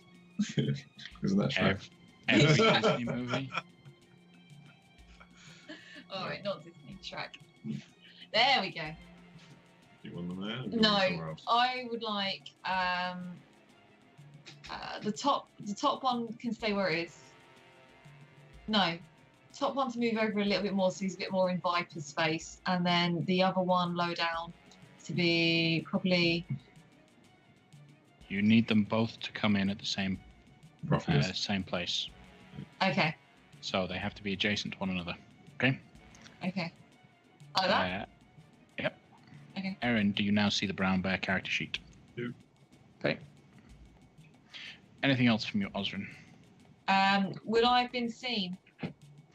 Yes, casting that spell will have taken, will have removed any sort of attempt at stealth. Okay. Can I, following in my dear husband's footsteps, can I do a bonus action and hide again? Unfortunately, you can't, as you're not a rogue. Damn. All right. That's my rogue skills. You need the bears to roll initiative. Yes. Yes. Okay. You click on the bears. Yeah, hold on.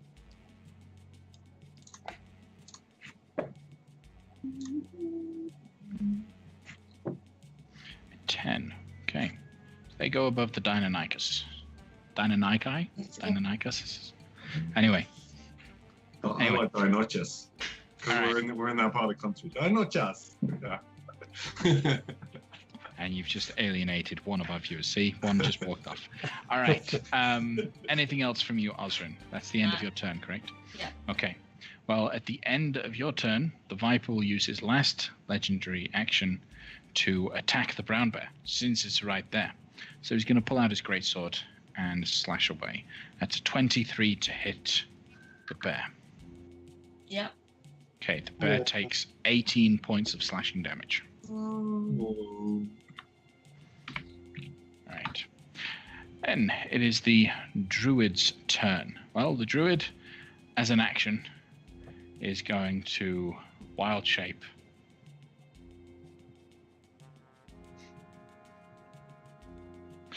Into a huge mammoth. Its arms just begin to grow, muscles expand, its horns lower themselves down and turn into huge tusks as what was a ponytail flips around into an enormous trunk. A huge mammoth suddenly just appears in the center of this. Now, that is the third person to act during this turn, correct? The next, after the next enemy character to act, Loic acts, correct? I am after the guy with initiative 13. Yes. No. What I'm. Okay. Yes, which is correct. Yes, the next person that will act. Okay. That is. The action is to polymorph. Yep. Well, not polymorph, but wild shape is the action, so it doesn't do anything. And I decided, for the good of the group, Trunks cannot perform somatic components. So you're welcome. So kind of you. But druids aren't allowed to cast spells in wild shape period, though, are they? Actually, they are. If they're high enough, they can perform them if the creature is capable of doing so. So the mammoth will then begin to step forward its movement speed to here. Let me move her away. All right. Then we move to the last, well, the next assassin will move up and flank the bear to the right. We'll give the bear a red dot and a blue dot. So the assassin comes in with a short sword attack that is a 24 to hit. Yeah, that hits. Okay. It takes 8 points of piercing damage, plus an additional 13 points of piercing for the sneak attack. And I need the bear to roll a Constitution saving throw. Bear's Bear's dead. down. Bear's dead. Okay. Bear down. Bear down. So the bear is down. All right. He will then take his second action. Well, he's still got a little bit of movement left, so he will step to this position and will attack the brown bear with his action. That will be a 16 to hit the brown bear. That hits. Okay, it's 4 points of piercing damage, and I need the brown bear to roll a con save, please.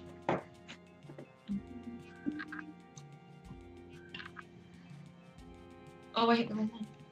Is that right? No, that's fine. That's right. Yep. So it rolled a 7. It takes 29 points of poison damage.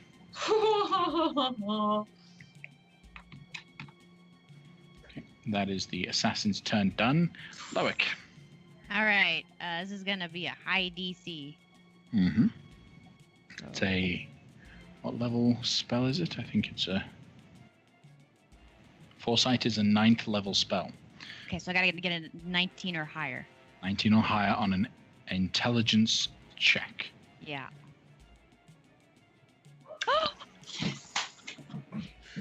I did it! Give me that! Yep. You dispel the foresight that has been cast onto the Viper. Pew, pew, pew. Very well. Anything else from you, Loic? As you are no longer invisible. I can't Oh, I can't do the hide action, obviously, but I will attempt to very poorly conceal myself behind a fern. Just hold one fern. One leaf. All right. Then that is him done. The next is the assassin on the other side of the bear. The bear has 1 hit point left. So instead of really caring too much, he's just going to kind of boot it with the... that's a 14 to hit. That misses. It misses. A 14? Yes, it 14 misses. All right. Then Oh, no, it's angrily... not Oh, there's a brown bear. Oh, no. You gotta try a little harder than that. Jag, sorry. Jag is already down. No. All right. Can I take a reaction to call Peter? Nope. Let's just call all the animals in. All right. So did the 14 hit the bear? Yes, it did. The bear Okay. is down. All right. As he kicks the bear, it takes 1 point of damage and it falls unconscious. That will unsummon both of your bears. All right. He still has an action left, so he is going to move up. What's his movement speed? 30 foot. All right, so he can't really get too far. So he'll go this way. Uh-oh. What's the Deinonychus? What's the Deinonychus going to be doing?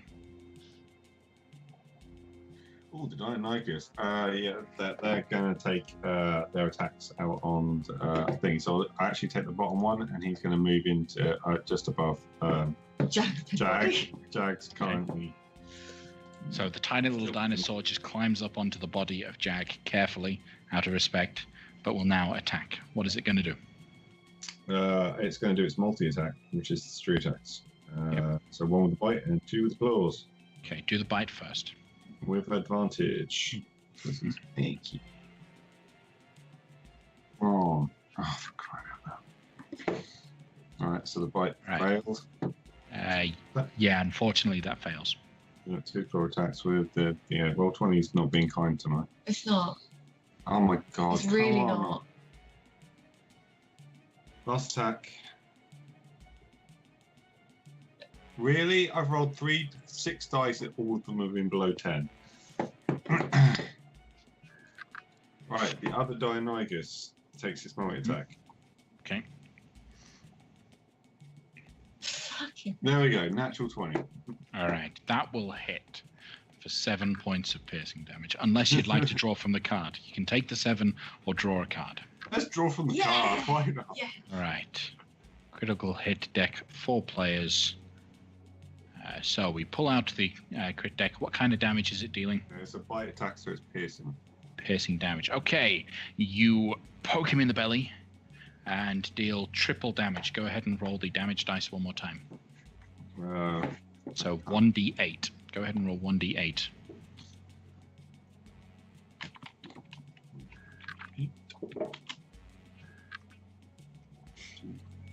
Okay, so it actually deals 9 points of piercing damage. Anything else? Well, he's got 2 more attacks, correct? 2 more attacks with the claws. Come on. Okay. Come on. 13 will miss. Really? Try again. There we go. Oh, dude. There we go. That's what 22 will hit. 7 slashing. Anything else? That's what they're doing. All right. Then we move to the Viper. As a bonus action, he's going to command his dancing sword to move over and attack the Deinonychus. Oh. So, I have a 23 to hit the Deinonychus. Yeah. It takes 17 points of slashing damage. Okay, yeah. Okay. He will then move forward, stepping into there, and will perform one attack with his greatsword. That is a 17 to hit the Deinonychus. Yep. 18 slashing damage. Yep, he's down. And then he will finish his movement there and make one more attack against the other Deinonychus. 19 to hit. Yep. That'll be 17 points of slashing damage. Okay. Danrik, what would you like to do? All right, I am going to let me check the yeah. From where I am, I will cast Crown of Madness on the Viper. And Okay. hopefully be able to turn him against all of his friends. Let me... So he needs to make a wisdom saving throw or be charmed by you. Yes. Oh, and I'm casting it with my bagpipe, which gives me, I think that gives advantage or it gives them disadvantage, something like that. Let me double check. On charms. It would give him disadvantage. Yeah. However, he has advantage against charm effects. Right. And so it cancels out and just a natural. He did roll an 8. However, well. he will choose to re-roll. He cannot choose to succeed, but he can choose to re-roll. Will it still cancel out the advantage and disadvantage still be canceled? Yeah, still be cancelled out. Okay, with what's your spell save DC? 17. 17. Okay, with the re-roll, he rolled an 18. Oh, what an asshole.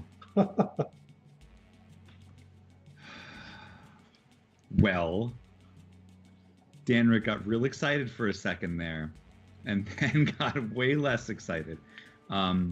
And he just gave himself away, I'm sure, right? Yep. Okay. And I'm just gonna stay put over here. Okay. There's no benefit for me to move, so I'm gonna stay amongst the trees. Okay, at the end of Danrik's turn, the Viper will use his first legendary action for the time to command the Mammoth to use its reaction to attack Artir. So I have a stomp attack on Artir. That is going to be a 28 to hit. Hit. Hits, okay. That will deal 25 points of bludgeoning damage, halved because you're raging, down to 12. Jays. Okay.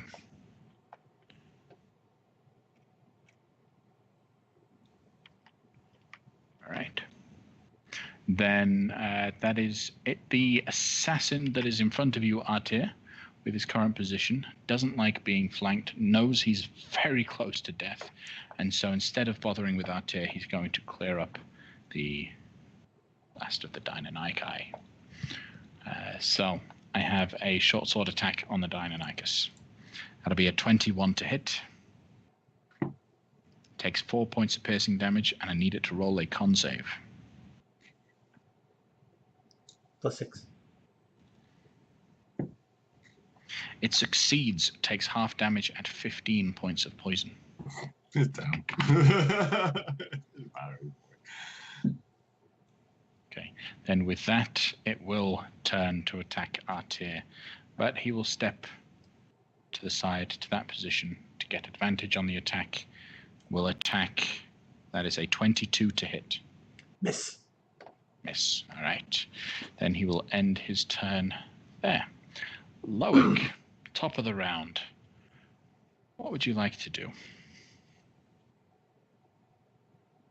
These dude guys, they look human? Yes.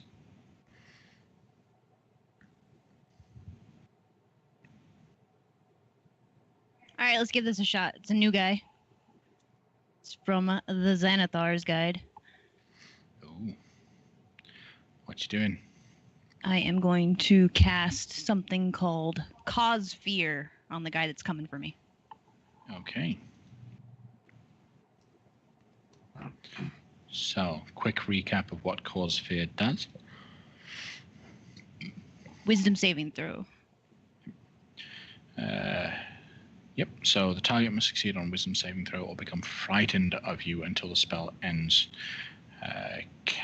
He can repeat the saving throw at the end of each of its turns. Okay, so wisdom save. He rolls a 9. Yeah, that's not going to do it. Nope. He immediately becomes frightened of you.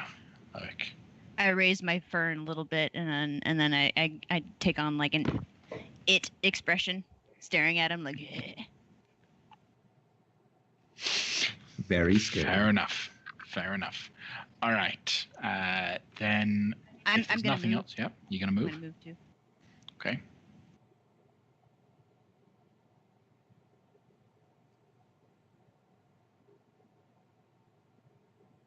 End of his turn is when he makes a saving throw, right?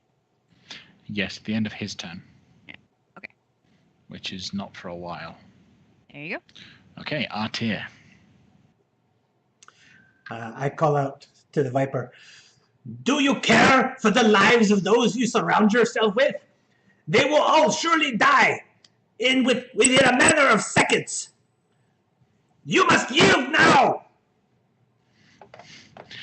It looks like you've lost more people than I, friend. I don't know how to count very high, but I have not lost a single person, and I look around.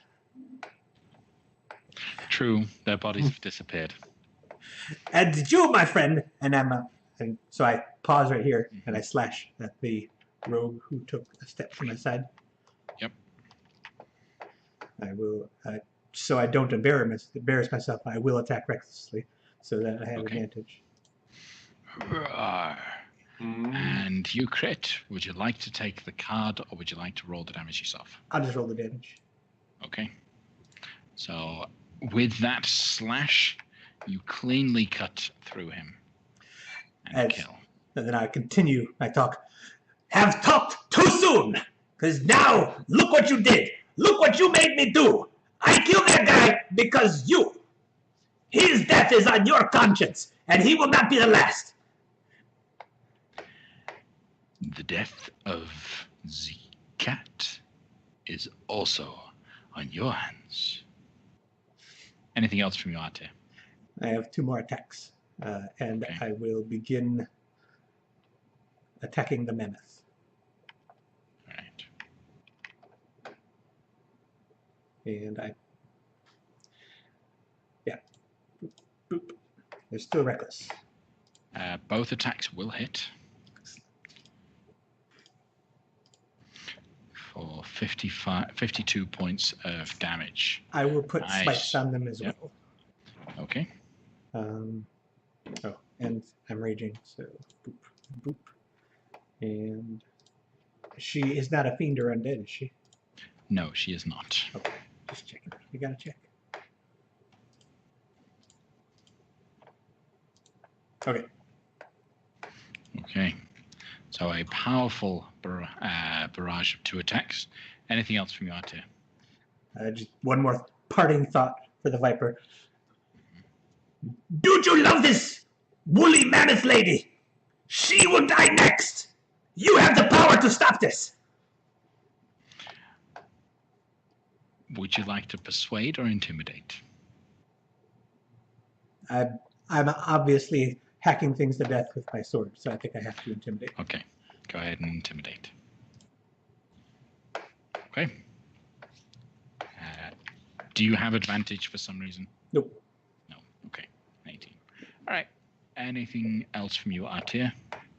That's it. Okay. I need Jag to roll a d20. Okay. That's saving throw. Oh. Let you do it. Just roll it. Slash R. Hang on. Oh, hold on. /R. Like that. Space. Yeah. 1 d20.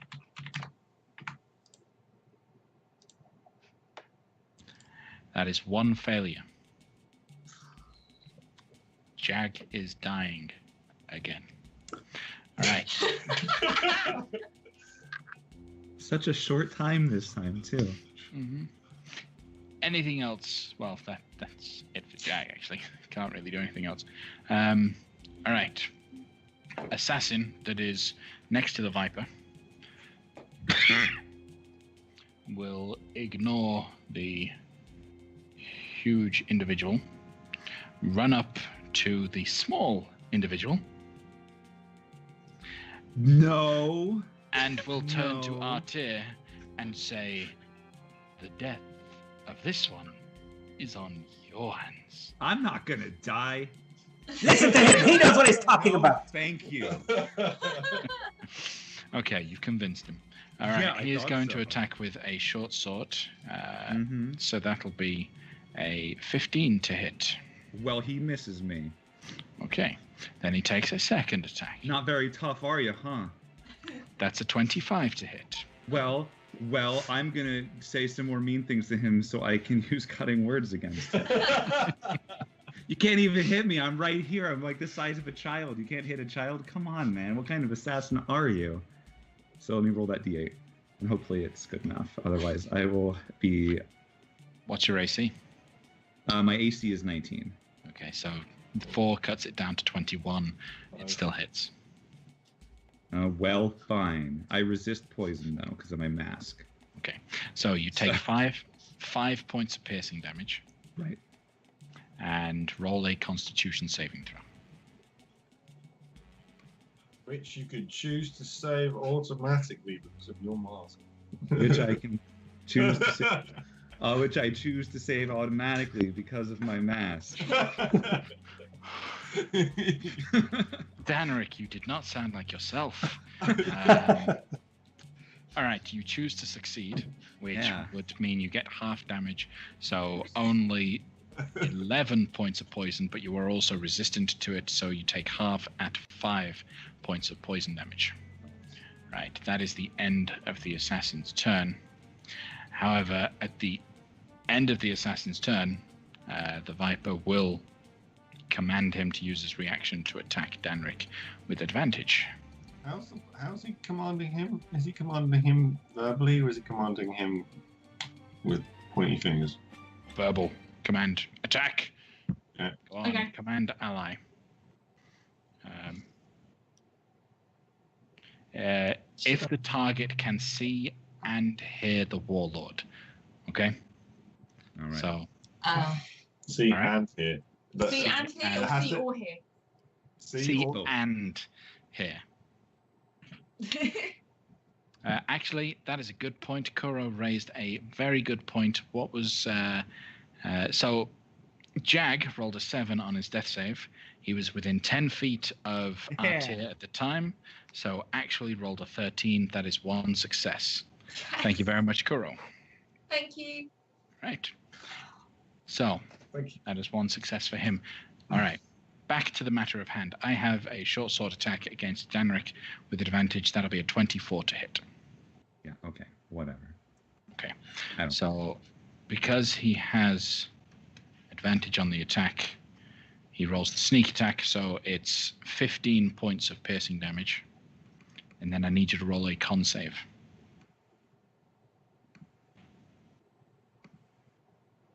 You succeed. So, Yeah, I take- critically succeed. Yeah, absolutely. So half damage. It ends up being exactly the same. It was 23, half down, and then halved again to 5 points of poison damage.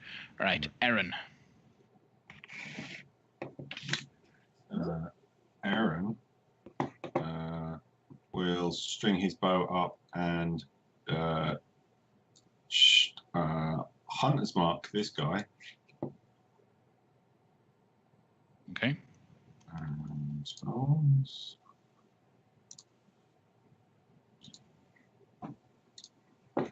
And then we'll shoot his arrow. Okay.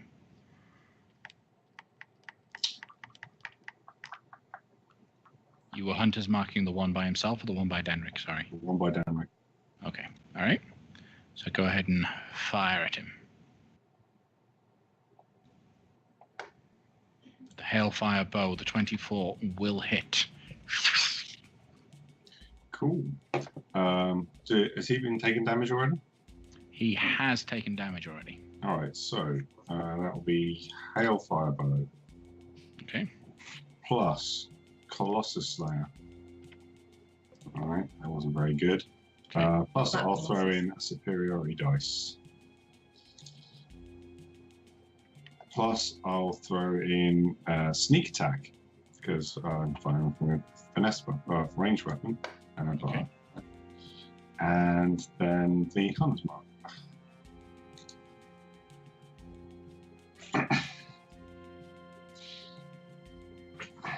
Okay. The bow is definitely a finesse weapon. I get sneak attack on ranged weapons. Oh, finesse weapons. Range Sorry, or that's what I finesse. said. Yep, no, fair enough. Okay, yep. And then Hunter's Mark. All right. Anything else, Aaron? I will range. I'll range a little bit closer.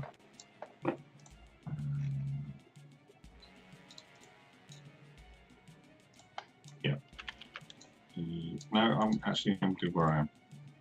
Right. So where I am. Fair enough. Anything else from you? Good. We move to Osrin.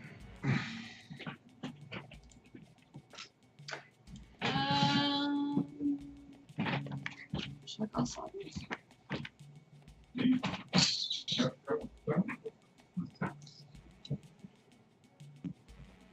Yeah, I'm gonna cast silence.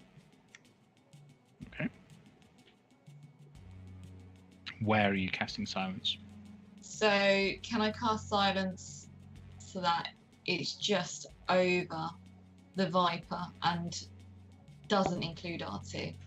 So he can still hurl abuse and intimidation. Okay. When you say above, do you mean above in terms of the map, so behind him, or above? Laterally? Because how big is it? It's quite a. Silence is a 20-foot radius sphere. If I draw it out. Yeah.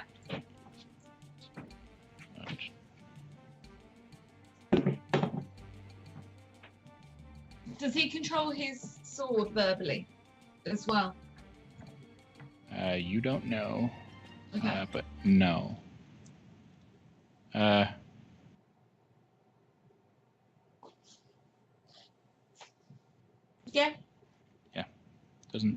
Doesn't say it requires. So is that the position that you cast it in, or do you want to move it? I'd move it over to the right by one. That's it. Okay. All right. So the entire area just goes eerily quiet. Anything else from you, Osrin? No. All right. Well, next up we have the mammoth. The mammoth will voluntarily step out of melee range of Artir, so provoking an attack of opportunity should Artir wish to do so. Oh, yeah.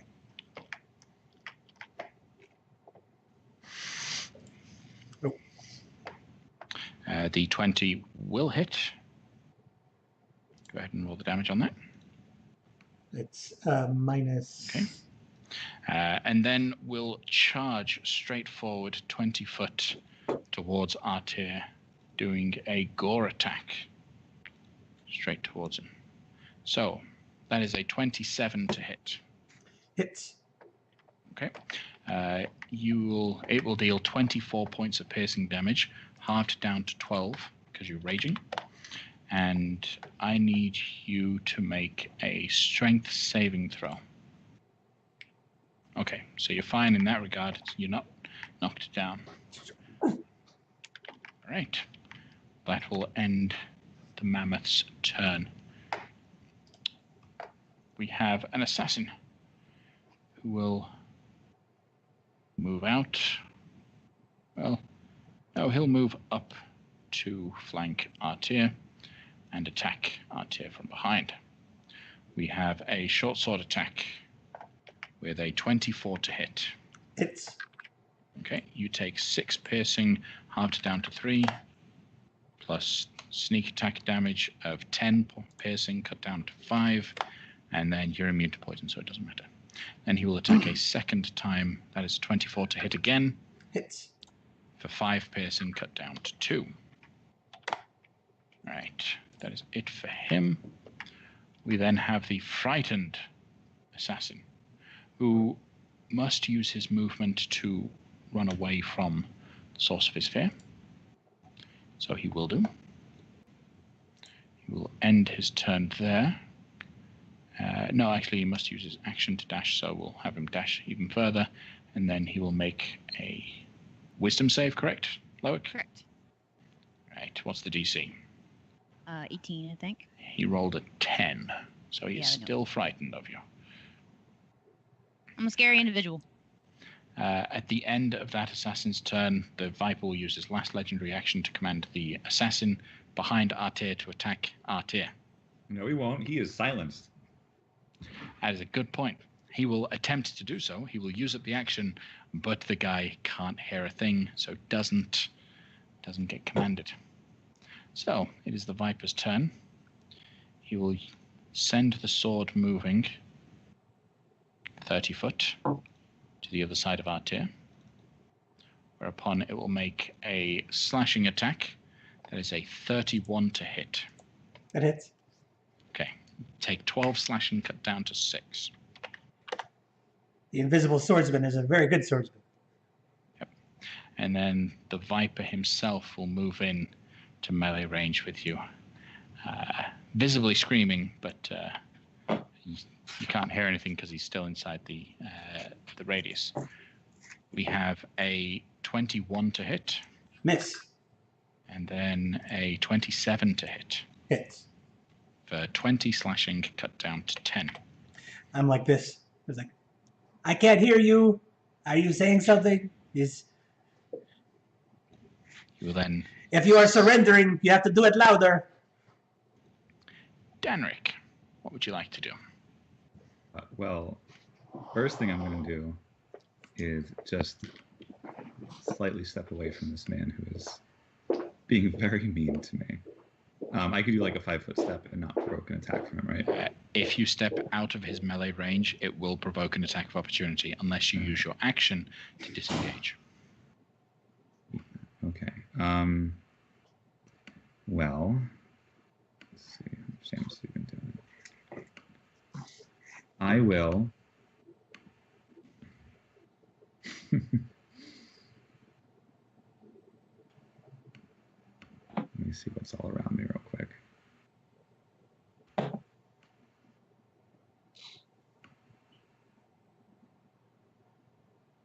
Okay. Well, if I use Dimension Door, will that provoke him? Nope. All right. I'm going to use Dimension Door and leave there. You can teleport anywhere within 500 feet of you. Yeah. That is correct. And I am just going to move over here. Nice and safe, far away from all the scary guys. Maybe not that far away. I'll go like here. Let me actually check what my range from there is. I can...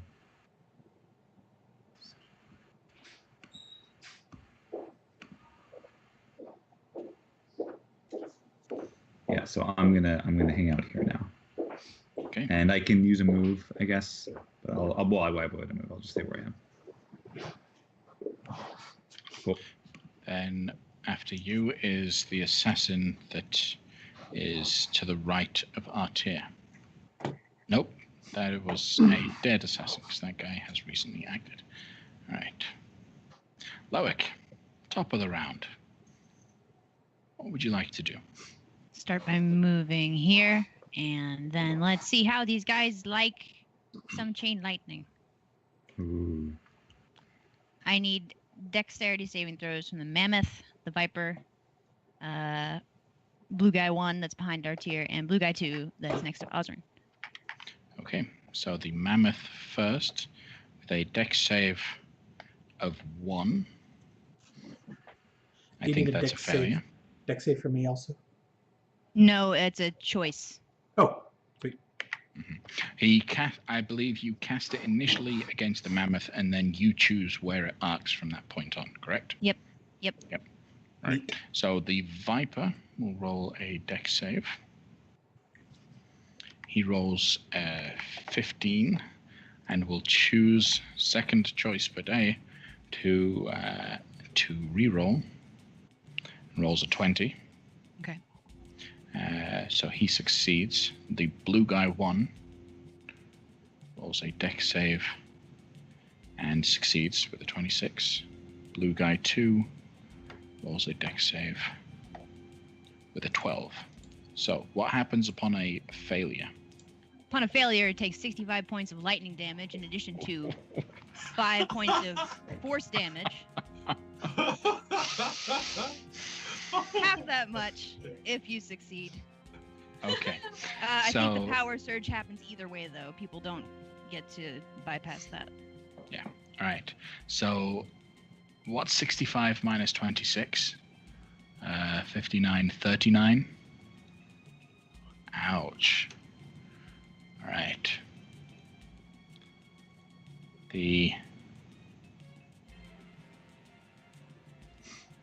In the mammoth's spot, the druid reappears looking quite scared, quite shocked, with little sparks of lightning connecting all of the antlers just sparking off. The assassin that failed will die. Just straight up die. The assassin that succeeded takes half damage, 65, cut down to 32, plus the 5 is 37. So when the 1 dies, I just shout, "Serves you right!" over to him. Okay, and then the Viper also takes 37. I'd like to look at the druid and just lick my lips like I'm about to eat her.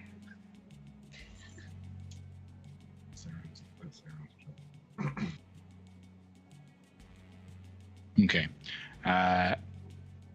The power surge, I believe, actually only applies to the first individual that was hit. As it says, once per turn when you deal damage to a creature or object with a wizard spell, you can spend 1 power surge to deal extra force damage to that target. The extra damage equals half your wizard level. Okay? Yep. So Thank you. Only affected the mammoth, not everyone else. Okay. That's okay. Yeah. I mean, it's not too much of a difference. Anything else from you, Loic? Nope. Right. Artir, what would you like to do?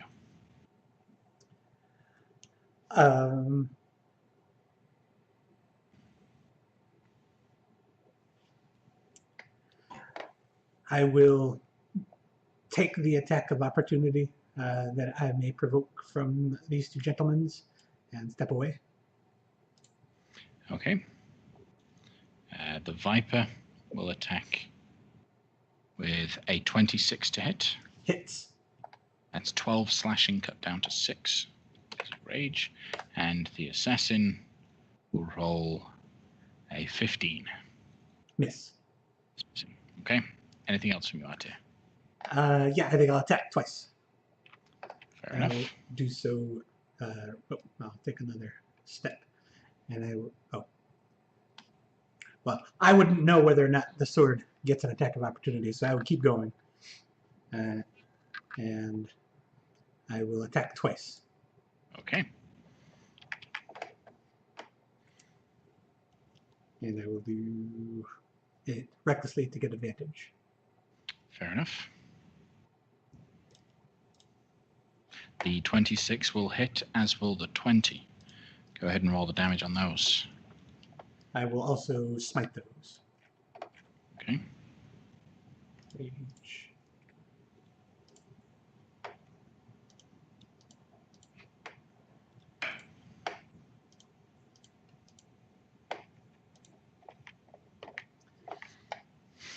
That's it. Okay. It has 1 hit point. Anything else from you, Artir? Is there any way you can deal that extra 1 point?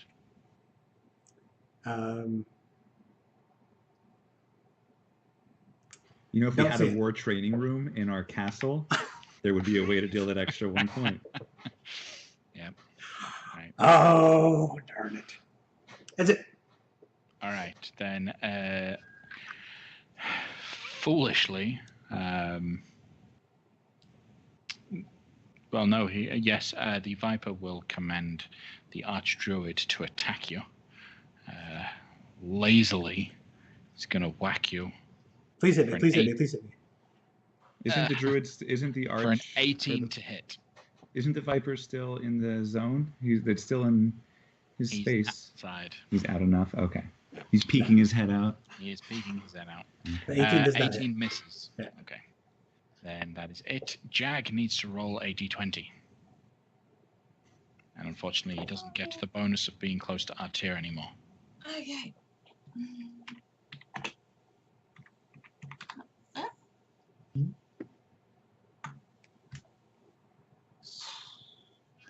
19. Nice. All right. So that's 2 successes from Jag. All right. We have a dead assassin and Aaron. What are you going to do? The druid looks rough. I know that he was going to be my target. I was waiting for him to get dropped. So Aaron's going to drop his bow. He's going to draw Hell Reaver. Okay. I'm going to move to here, then use my bonus action dash to move to there, and then attack twice. Probably only Okay. attack once. You change. So change that up. I will do this Great Weapon Master.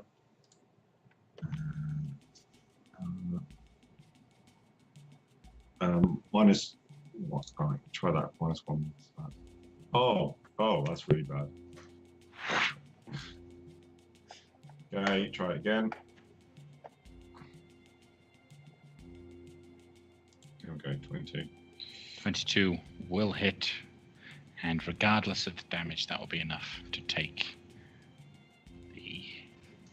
the druid down. Okay. Anything else? Yeah, Aaron will then move past the sword with the rest of his dash movement, and then use his action surge on this last guy. You do get an extra attack from your kill. And I've already used my bonus action from the dash.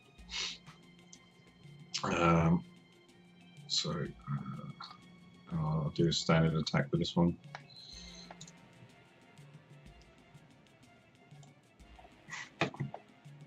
Uh, 24 will hit. 15 points of radiant. Okay. Anything else from you? I'll throw a superiority dice into that.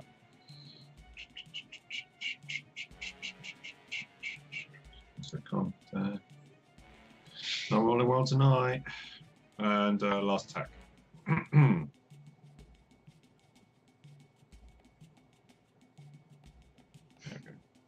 27 will hit. Okay. With one more spirit dice. Okay. Anything else from you? Right. At the end of your turn, the assassin is going to use his reaction to attack as commanded by the Viper. That is the last of the Viper's legendary actions for this turn. He will attack with a short sword with advantage. That is 25 to hit. Hits. So it deals 15 points of piercing damage. Yeah. And I need you to roll a con save.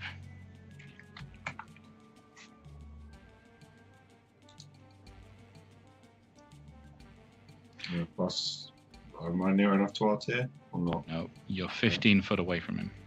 Okay. Okay, so you take 27 points of poison damage. Yeah. Okay. Then Osrin, what would you like to do? How is the assassin looking? The one in front of Aaron, pretty beat up, Okay. pretty bad. How's Viper looking? Has he been hit yet? He's been hit, Okay. but he looks fine. Alright, I'm going to... You're still flying, correct? Yes. I am in the sky. Quite happily. So...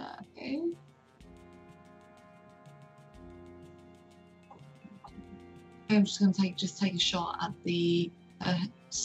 do a sharpshooter shot. Okay. With a charge. I click that. I click that. I'll just click them. That. And then that. Yeah. And that. 24. 24 will hit. Who are you attacking? Sorry, the The this one. assassin. Okay, that Yeah. will hit, and with 18 points of piercing damage, that will finish him off. Anything else from you, Osrin? I think that's all I can do, isn't it? Can't do any other. You can't do any more No. attacks. So. Okay. Then we move to. That's a dead assassin. We have the frightened assassin. Will still use his turn to move away. Wisdom save at the end of his turn. He rolls a 17. Not quite. Still going to keep running. Right, it is the Viper's turn. The Viper will command as a bonus action that the sword attacks Aaron. That's a 26 to hit. That is a hit. Feeling that there's more incoming though, I will cast shield at this point as a reaction. Okay. So does that miss then? No, it still hits. I'm just casting shield because I feel there's more incoming. Okay. All right. So you take 10 points of slashing damage. Yep. You will then move. Well.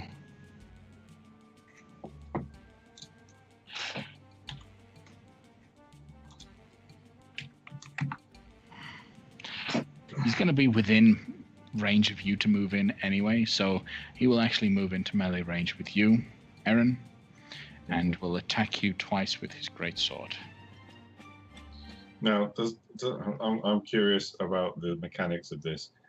That sword counts as his weapon. Does he get thingy from it, or plus do I get multi-attack defense from the fact that he's attacked with another weapon? So your multi-attack defense would only trigger off of the after his first attack, because it specifies multi-attack per creature that hits. Yeah. However, I'm just curious because it is his weapon. He's controlling it.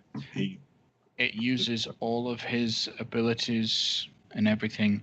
So I would say yes, it counts as triggering your multi-attack, but adversely, it also triggers off flanking, because you have to deal with a sword behind you and a sword coming in front. No, that's fine.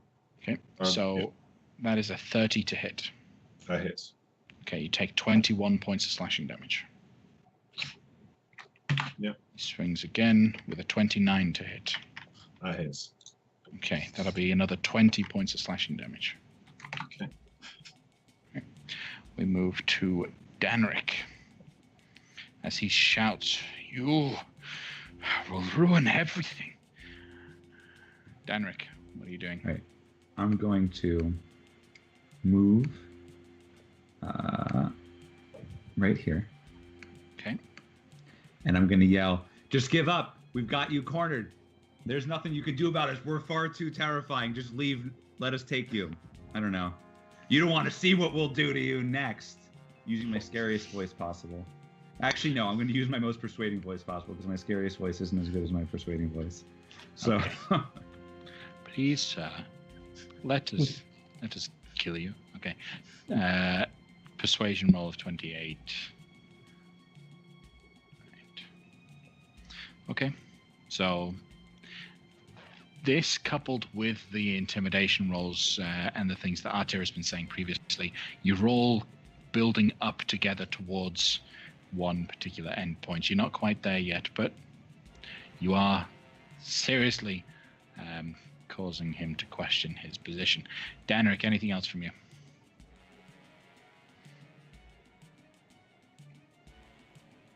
No, sorry.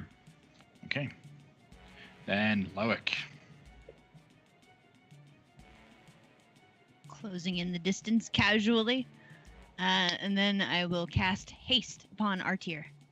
And I will say, get him, buddy. Okay. Artir is hasted. We move to Artir. I was going to suggest to excuse me.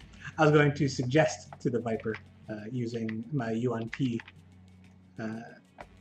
snaky suggestion that he sees reason. Surely you see it is foolish to continue your fight. You should just surrender and put up no further resistance as we bind you now.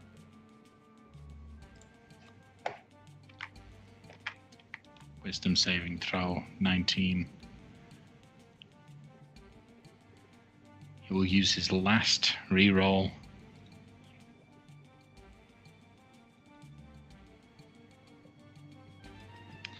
He waves his hand. The dancing sword returns to it. He stows it inside his pocket and kneels down on the ground. I obviously dropped my rage in order. Well, I don't know if suggestion counts as casting a spell, but whatever. I do not believe I am raging anymore. I say, this is a wise course of action. And I will walk over to him, and I'd be surprised by how quickly I'm moving. It's like, woo. And then if I have rope, I will pull it out of my bag, and I will begin tying him. Okay. Can I get Jag to roll a d20, please? Oh, actually, I was planning to just move over there and do a mass cure wounds with Aaron, me, and Jag in the range, so that should get him not dying anyway. All right, fair enough. Move over where they are. Can I also cast Healing Spirit on him as well? I say it more as a reminder that you guys need to focus on this. I'm assuming because the haste spell is concentration, the fear spell ended. Yeah. But in that moment, the assassin saw the Viper drop, so he's going to continue to run away. All right. I was aware of that happening, and I just decided Fair to do it anyways. All right. As you guys kind of mop up the situation and tie up the Viper, we're going to take a 15-minute break. Be back and join us in 15 minutes, guys. Thank you.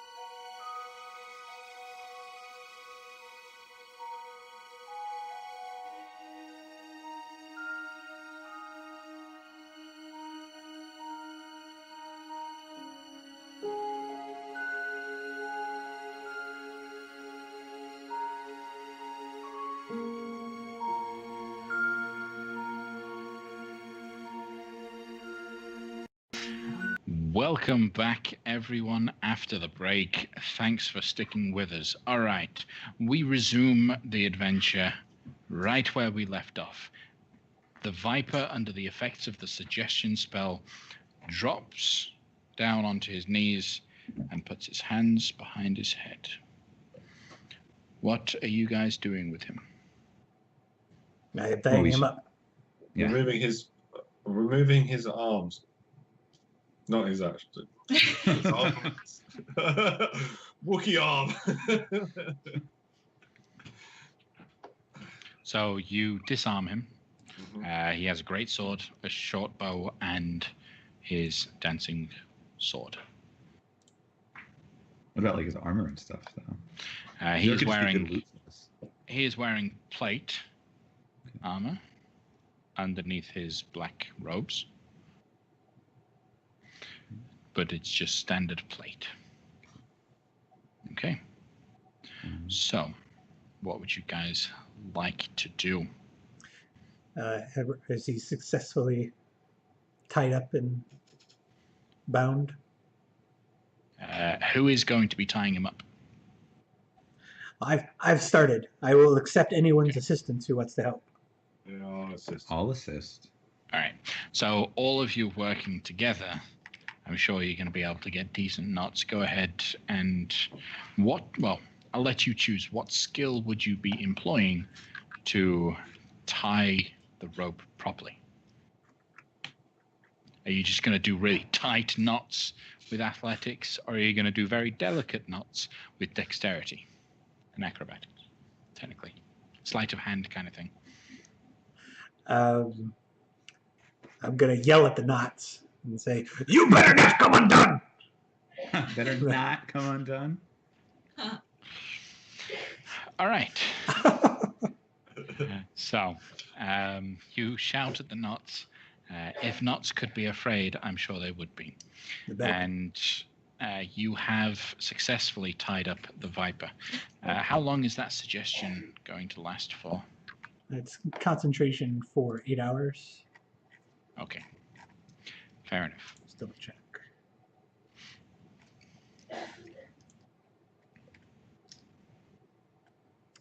Suggestion. Up to 8 hours concentration. Yep.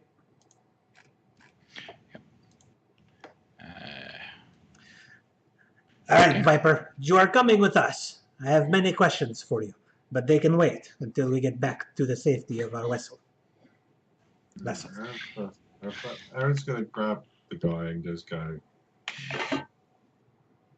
"Was the druid your mate?" He was a friend, yes. She was a friend. Yes.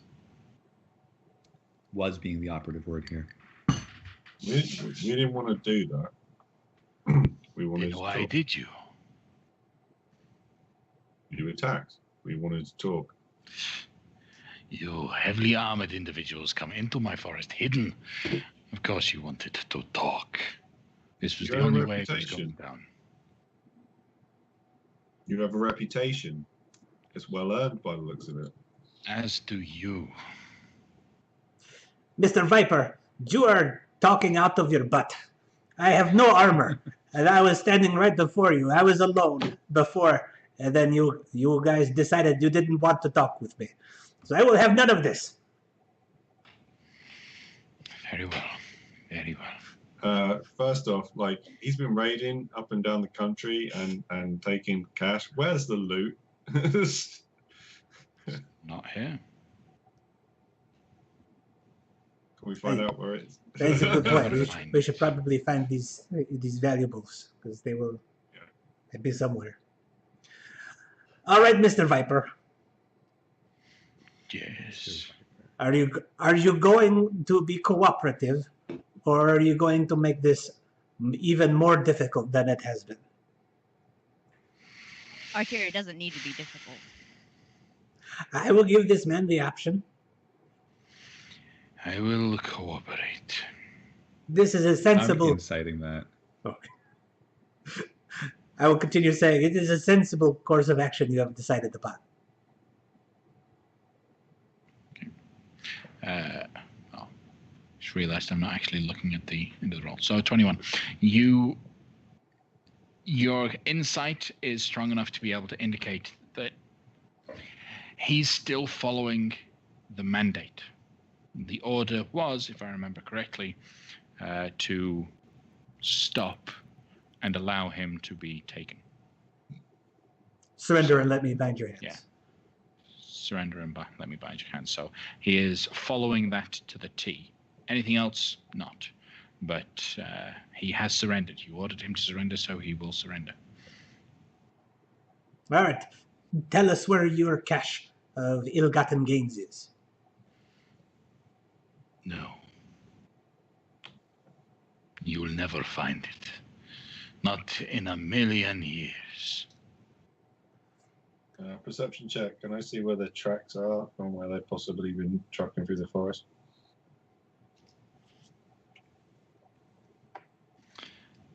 Surface thoughts on him. I'm just gonna keep banging away at him for the entire duration of the spell. Are you going to try and push past or just listen to the surface thoughts? If there are no hints of surface thoughts being answers, then I will definitely push. The surface thoughts indicate they're not here and they'll never find them. All right, let's push. Where are they? Okay, so the target must make a wisdom saving throw. Which the likelihood of him succeeding is pretty low.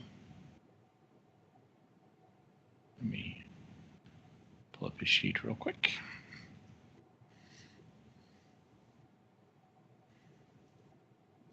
It's taking forever. There we go. So, wisdom saving throw.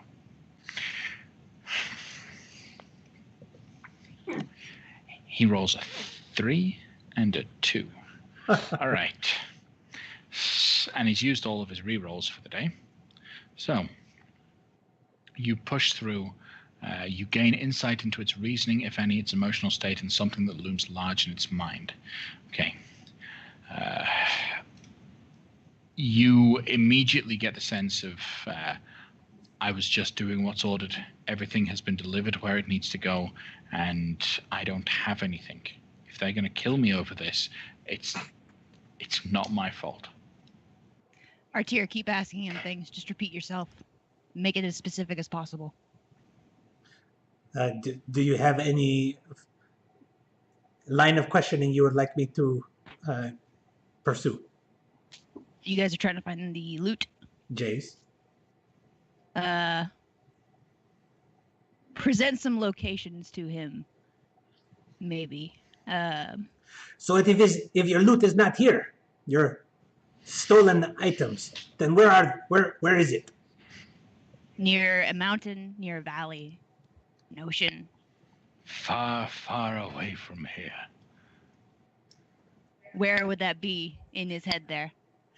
Since he's very much thinking about it now, obviously. Is it in thinking about it? Is it in Tethyr? Yes. Is it in Zespor?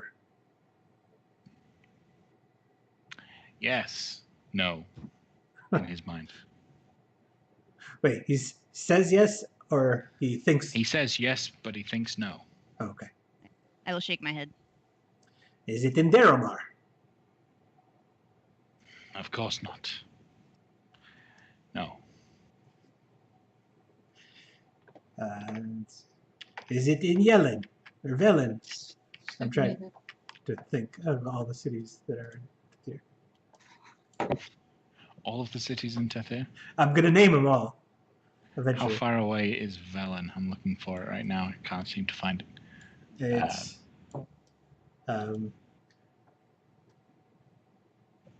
wow, that's far away. That's over on the tip. Okay, no. You will go through a period of questioning and whatnot, and learn, because you guys are easy to influence and to cause influence and things. You'll learn that all of the things that he stole are on their way towards Castle Tethyr. When will they arrive?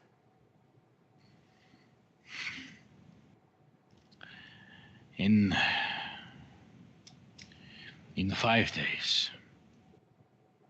In 5 days. To what end are these items being stored in Castle Tethyr? That I do not know. I simply followed the orders, followed what I was paid to do. Who is paying you to follow these orders?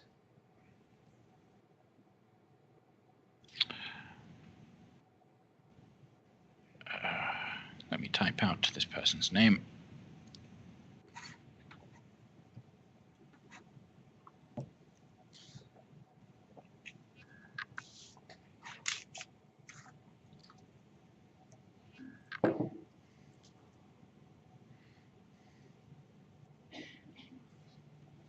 Okay. Menamisi Rapti.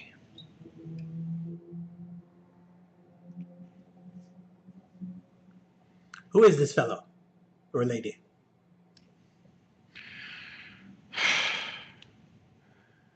Local noble. The task was simple. Disrupt trade in Dharma. That is all. It's all true. At this point, he's cottoned on to the fact that you're able to tell whether or not he tells the truth, and there's no point and no benefit for him to lie at this point. He knows you're going to kill him when he's done with it, so he'll tell you the truth. Or at least these are the thoughts that are going through his head. Aaron, Osric, do you see anything around here of interest? Perception check. Yeah, perception. Roll perception checks.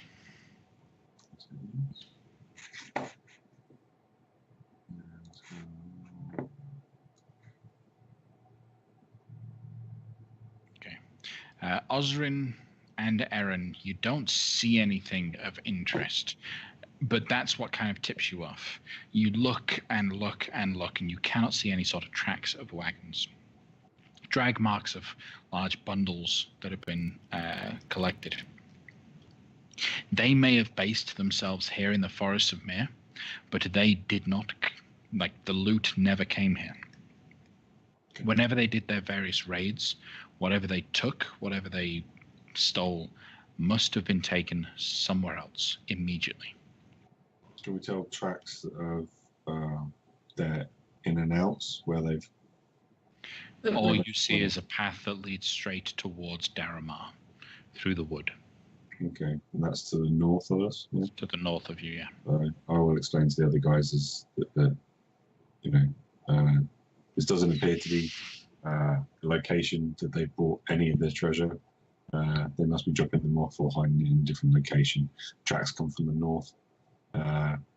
They're obviously just using this area as a base to camp and hunt from and hide.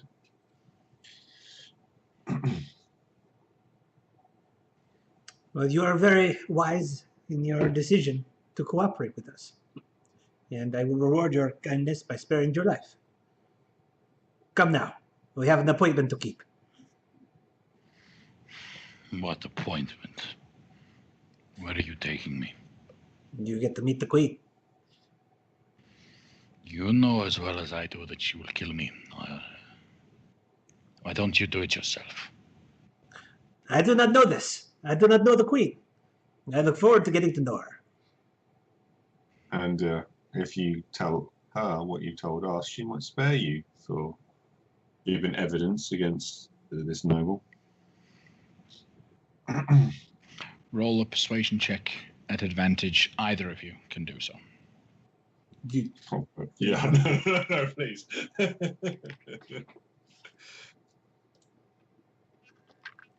Okay, 30.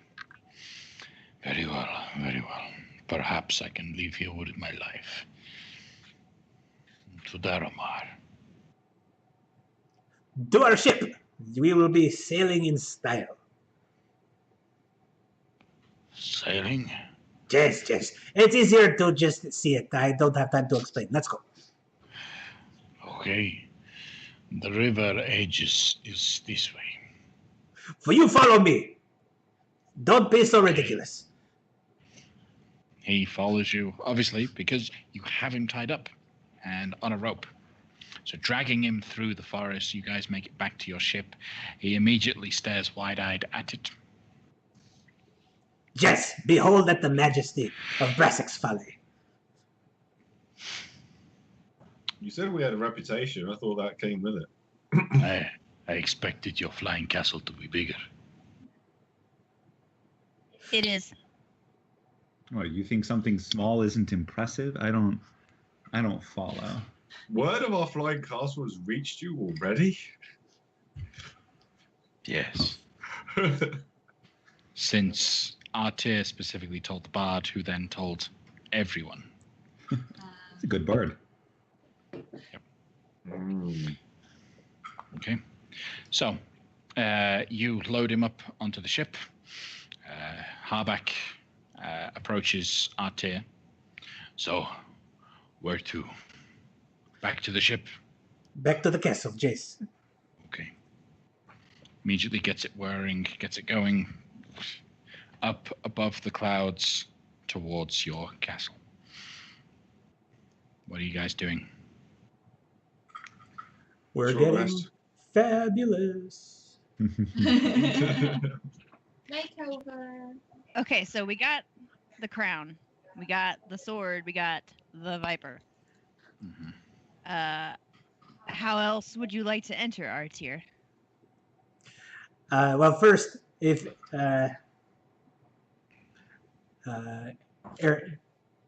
DM is Gamel going to come with us into Durmar? Yes, as there is no physical danger. Okay. So if I could have everyone's cooperation, I would like to, if we get to meet the Queen. Aaron, I would like you to present the sword when it is time. Osrin, I would like you to present the Viper when it is time. And the Gamel, I would like to present the crown when it is time. Very well. Absolutely. I will be wearing my more upscale finery with my collars popped and whatnots. If Loic, you have the ability to make this look even more impressive, I would appreciate it. Why stop there? And if we're within, I don't know, 6 or so hours from being there, are we? Oh yeah, the castle is pretty much floating above Daramar at this point. I'm gonna make everybody look more beautiful. Like, they still generally look like themselves, but everyone's a little bit more shapely. Loic's toned, which he's not. Danric, too, lost his gut. Yeah. And he's actually also grown a little bit, a couple inches. Oh. He feels a And, little sad that he's actually a little bit bigger, but he's okay with it. Yeah, and I'll fix Artir's hair to where he loses the side braids, and he's just got a very classy, narrow top ponytail guy that's a half tail. And otherwise it's all long and flowing and regal down his shoulders. And he's got a cloak of I don't know, what do you think about ostrich? An actual ostrich or a cloak of ostrich? No, or anything. Just a live ostrich on it. No ostrich feathers. Okay. I defer to your judgment. Let's do it. All right. So with a snap of your fingers, everyone starts to sparkle and look fabulous. Getting prepared for the drop.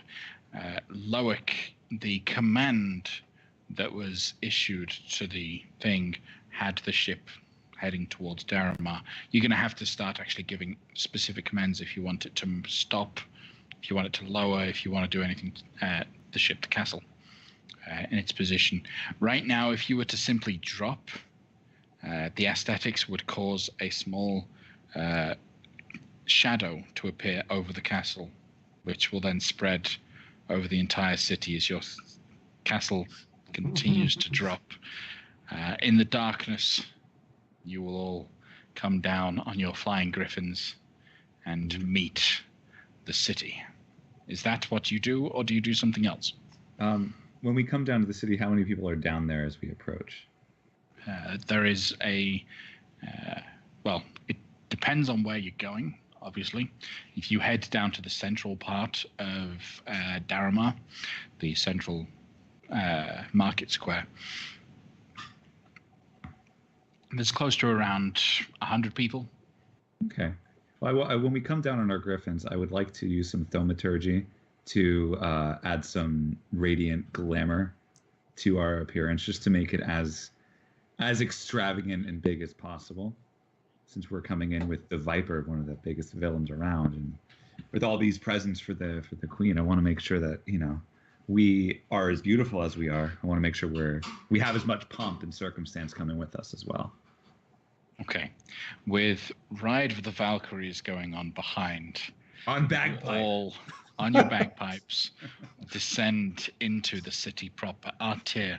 Upon arrival, you see that there is a small cluster of men,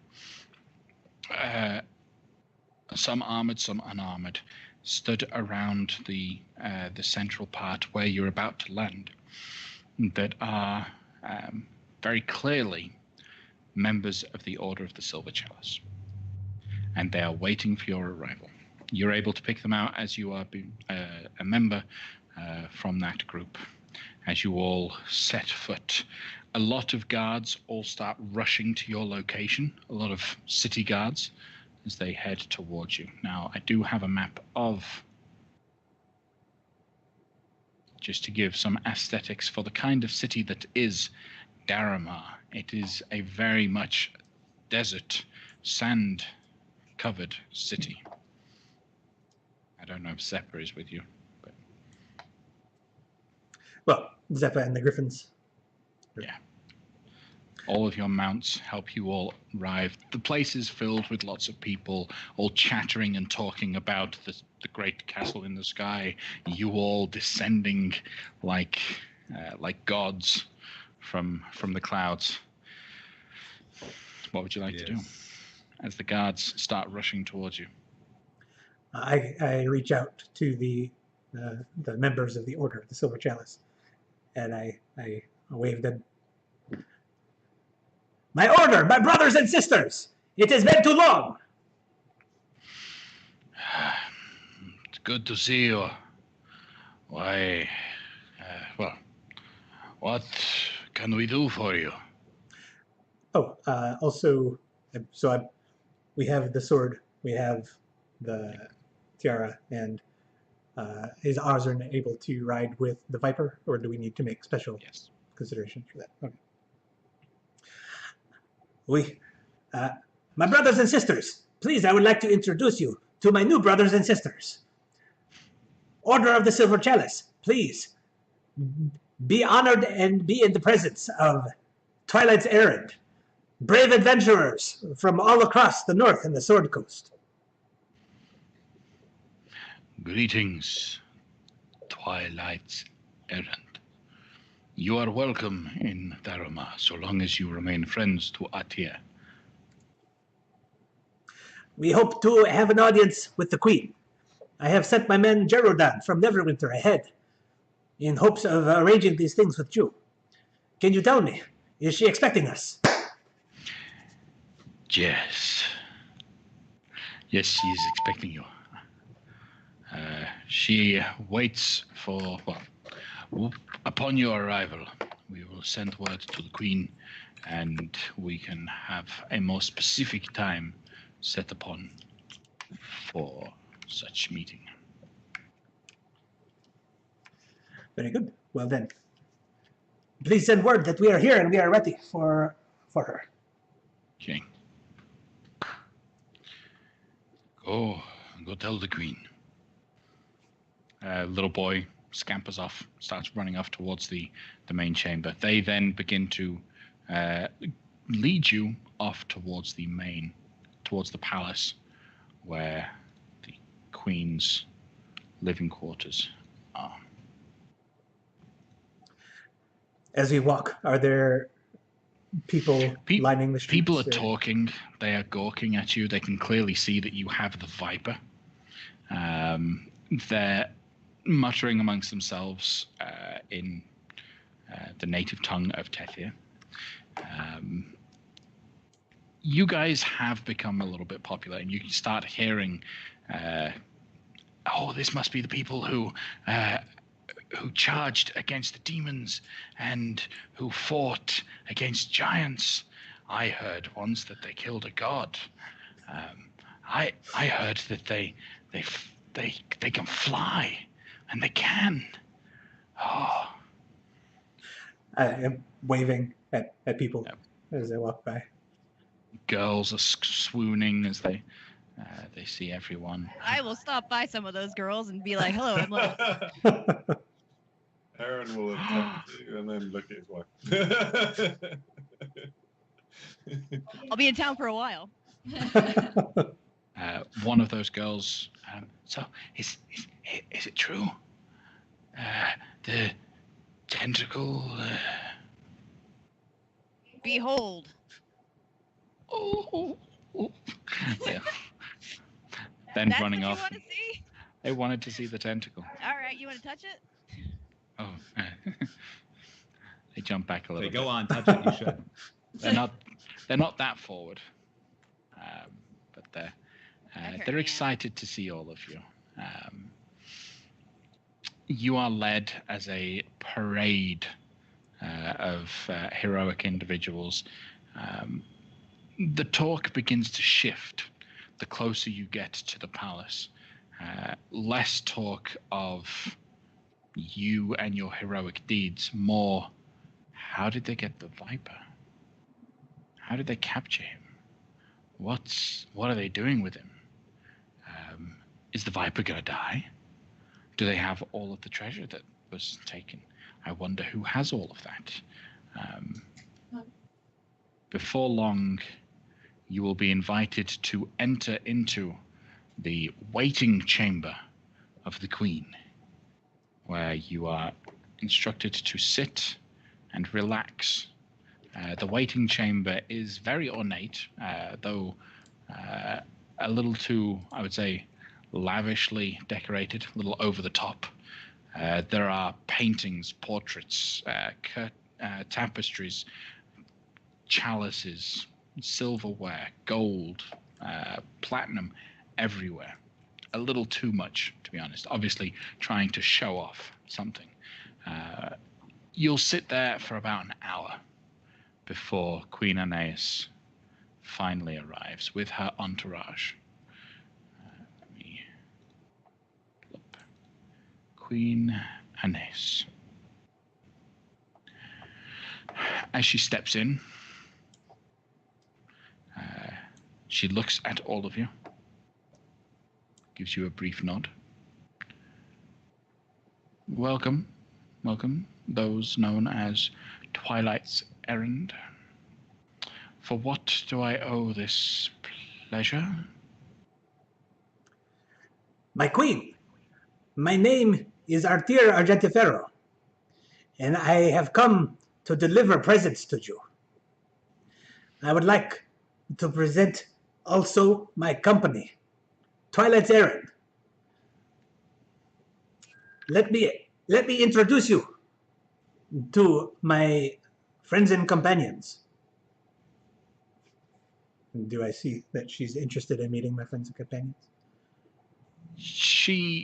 You immediately notice the standard behavior of, okay, we've got to get through all of the niceties, and yes, the smile on her face is forced, almost like she's a little bit bored at the standard behavior. But very well, yes. And to my left is Danric Greenbottle. He is a faithful servant of Saloon. He is a romantic. He has risked it all to save his lady love. But do not be misled by his diminutive stature. Danric escaped the captivity of the fire giants of Ironslag. He fought beside a storm giant when we defeated an ancient blue dragon.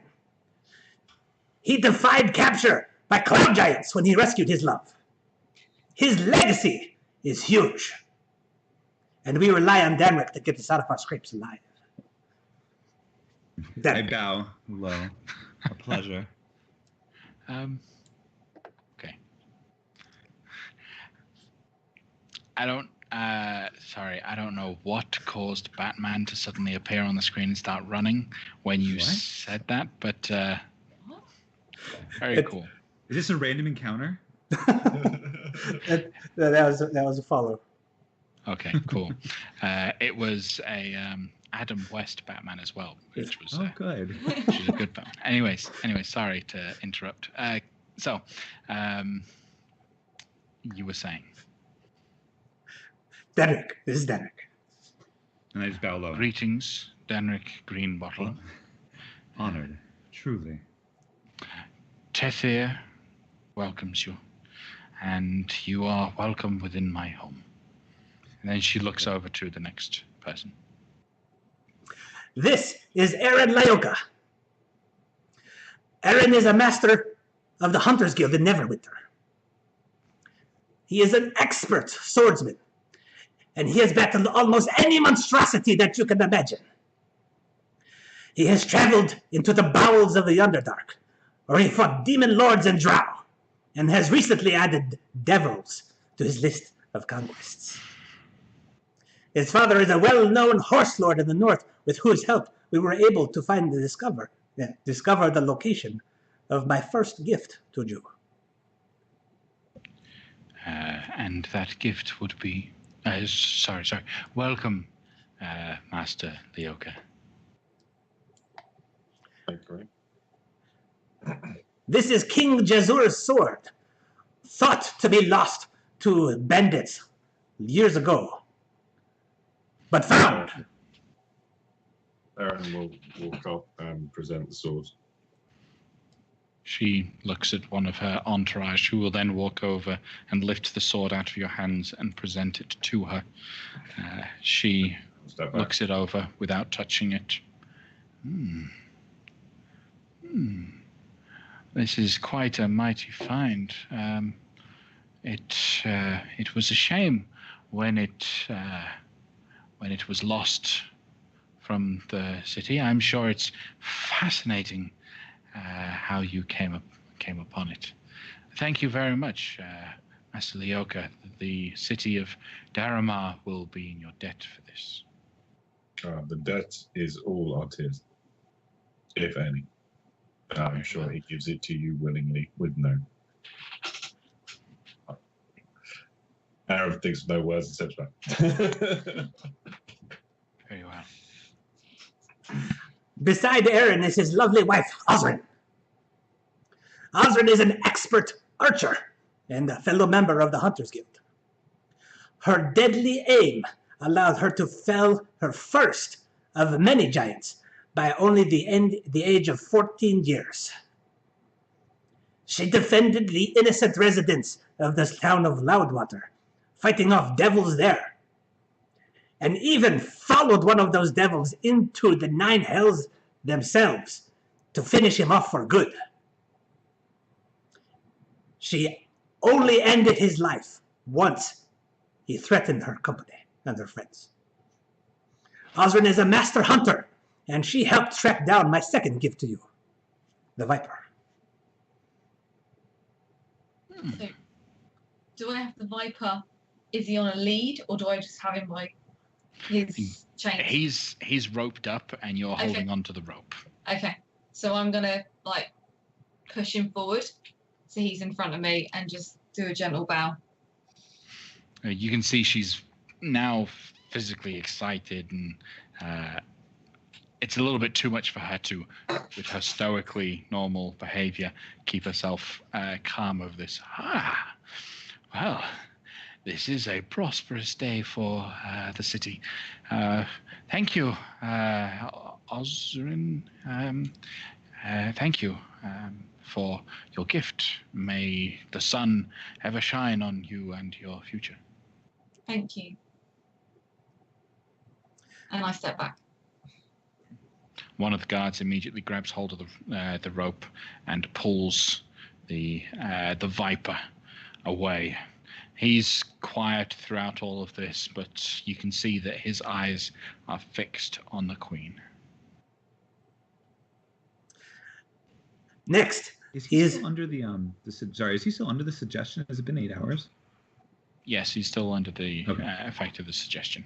Okay. But the suggestion was simply to surrender, so he will remain surrendered.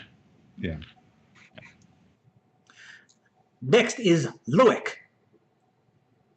Loic is a sage of Silvery Moon. He is a knower of all things. He is the Undying and the Herald of Gonadar. He is a powerful arcanist.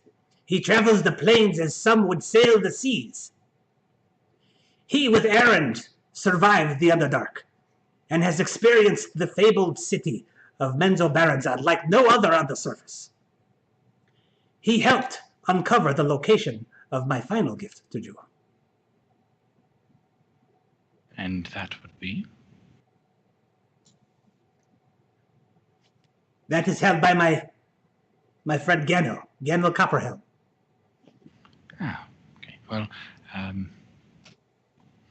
welcome, Loic, to the city. Should you find yourself in need, my viziers would be interested in talking all things arcana with you. And if you find yourself bored, you should know where to find me. I'll be here for a minute. Yes. And then she looks expectantly at the dwarf. Last is my friend Ganel. Ganel Copperhelm is a member of the most careful order of skilled smiths and metal forgers, and the Jewelers Guild. His clever inventions have ended the plots of many of our adversaries. Even powerful mages cannot defend against his ingenuity. He designed both the masterful armor he now wears and the exotic weapon he wields.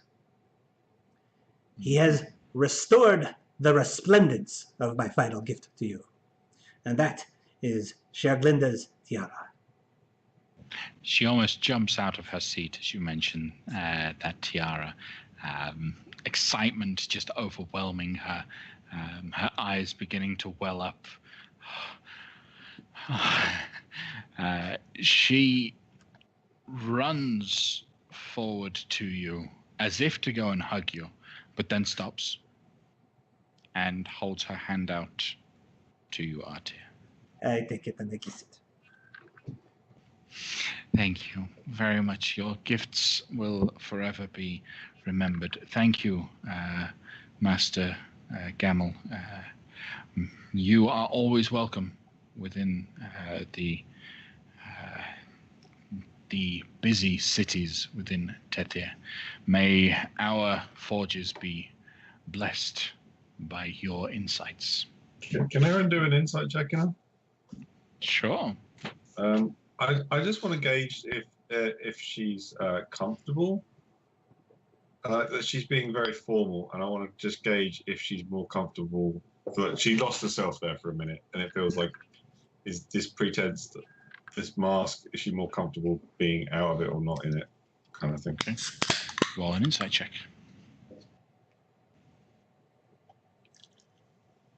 Okay.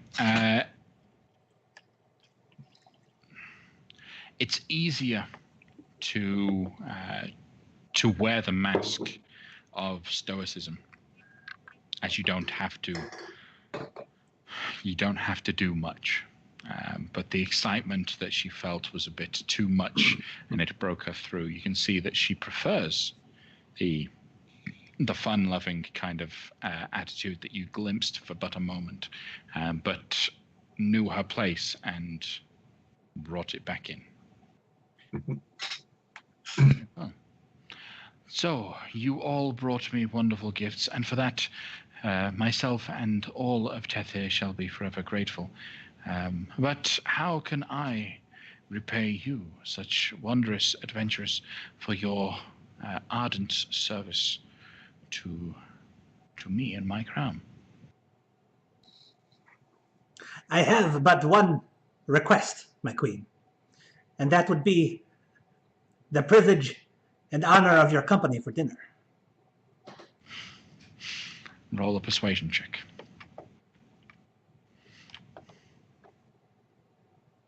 Can his seeming give him advantage? Because this is for that. Oh, yes. Oh, yes. Okay, 25. One of her advisors, her vizier, a taller, skinnier looking individual, bald head.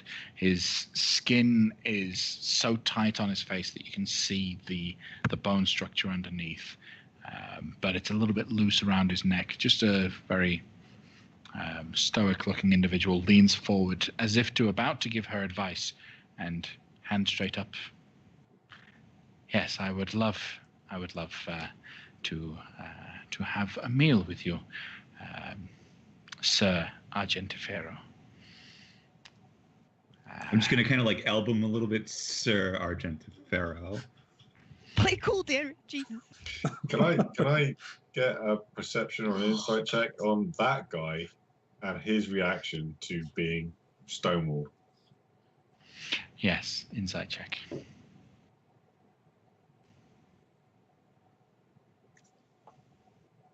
He's used to it. Used to it. Okay. Used to it. This is a new thing. All right. Okay. Okay. And it's not something you've not seen before. Oftentimes, royalty will ignore their advisors for personal benefit. So that's all it seemed to be. I was trying to gauge if this was an advisor that he's used to giving advice and then receiving it and then being shunned back, or somebody that constantly gets shunned back and then and is used to being. He's used to it. Okay. Doesn't appear to be jaded in any way because of it, Okay. at least. Very well. I shall arrange a meal to be prepared for us. Will your friends be joining? Well, I wanted to extend the invitation. We have a castle ourselves, and ours flies. If you would like a tour, I would be happy to offer you such a thing, and we could dine on some food there, or we could eat here. It's nice here too. You can see that the thought of checking out the flying castle does intrigue her, but she knows that her advisors are crowding in to that response. Would my guards, my personal advisors, be permitted free access to investigate your city to ensure the safety of myself while upon it? I trust you, but it is their job not to trust anyone. So would that be permissible? I think so. I may just look at my colleagues and see if they have any objections. Would you like? I'm comfortable with an entire force coming to our thing ahead of time. I don't mind a couple of advisors to look through the castle and then have your personal guard for the actual meal, if that's okay. I will send 3 advisors up to investigate your castle once this is done, and then when dinner is approved, my personal guard will escort me to your castle. Is that agreeable? I will count the breaths until we meet again. Very well. Thank you very much. I look forward to it. And she points at the advisor that had gone to try and stop her. You will be following them up to their castle to inspect that it is acceptable. Take Martes and Filio with you, please. And so he goes off, grabs 2 more advisors, and they will follow you back to the castle. As you prepare to have dinner with Queen Aeneas in your wonderful flying castle, we will end the session there tonight, guys, and pick up our adventure this time next week as we continue to explore the wondrous land of Tethyr and maybe find out the extent of Menamisi Rabti's machinations. Join us next week. Thanks very much.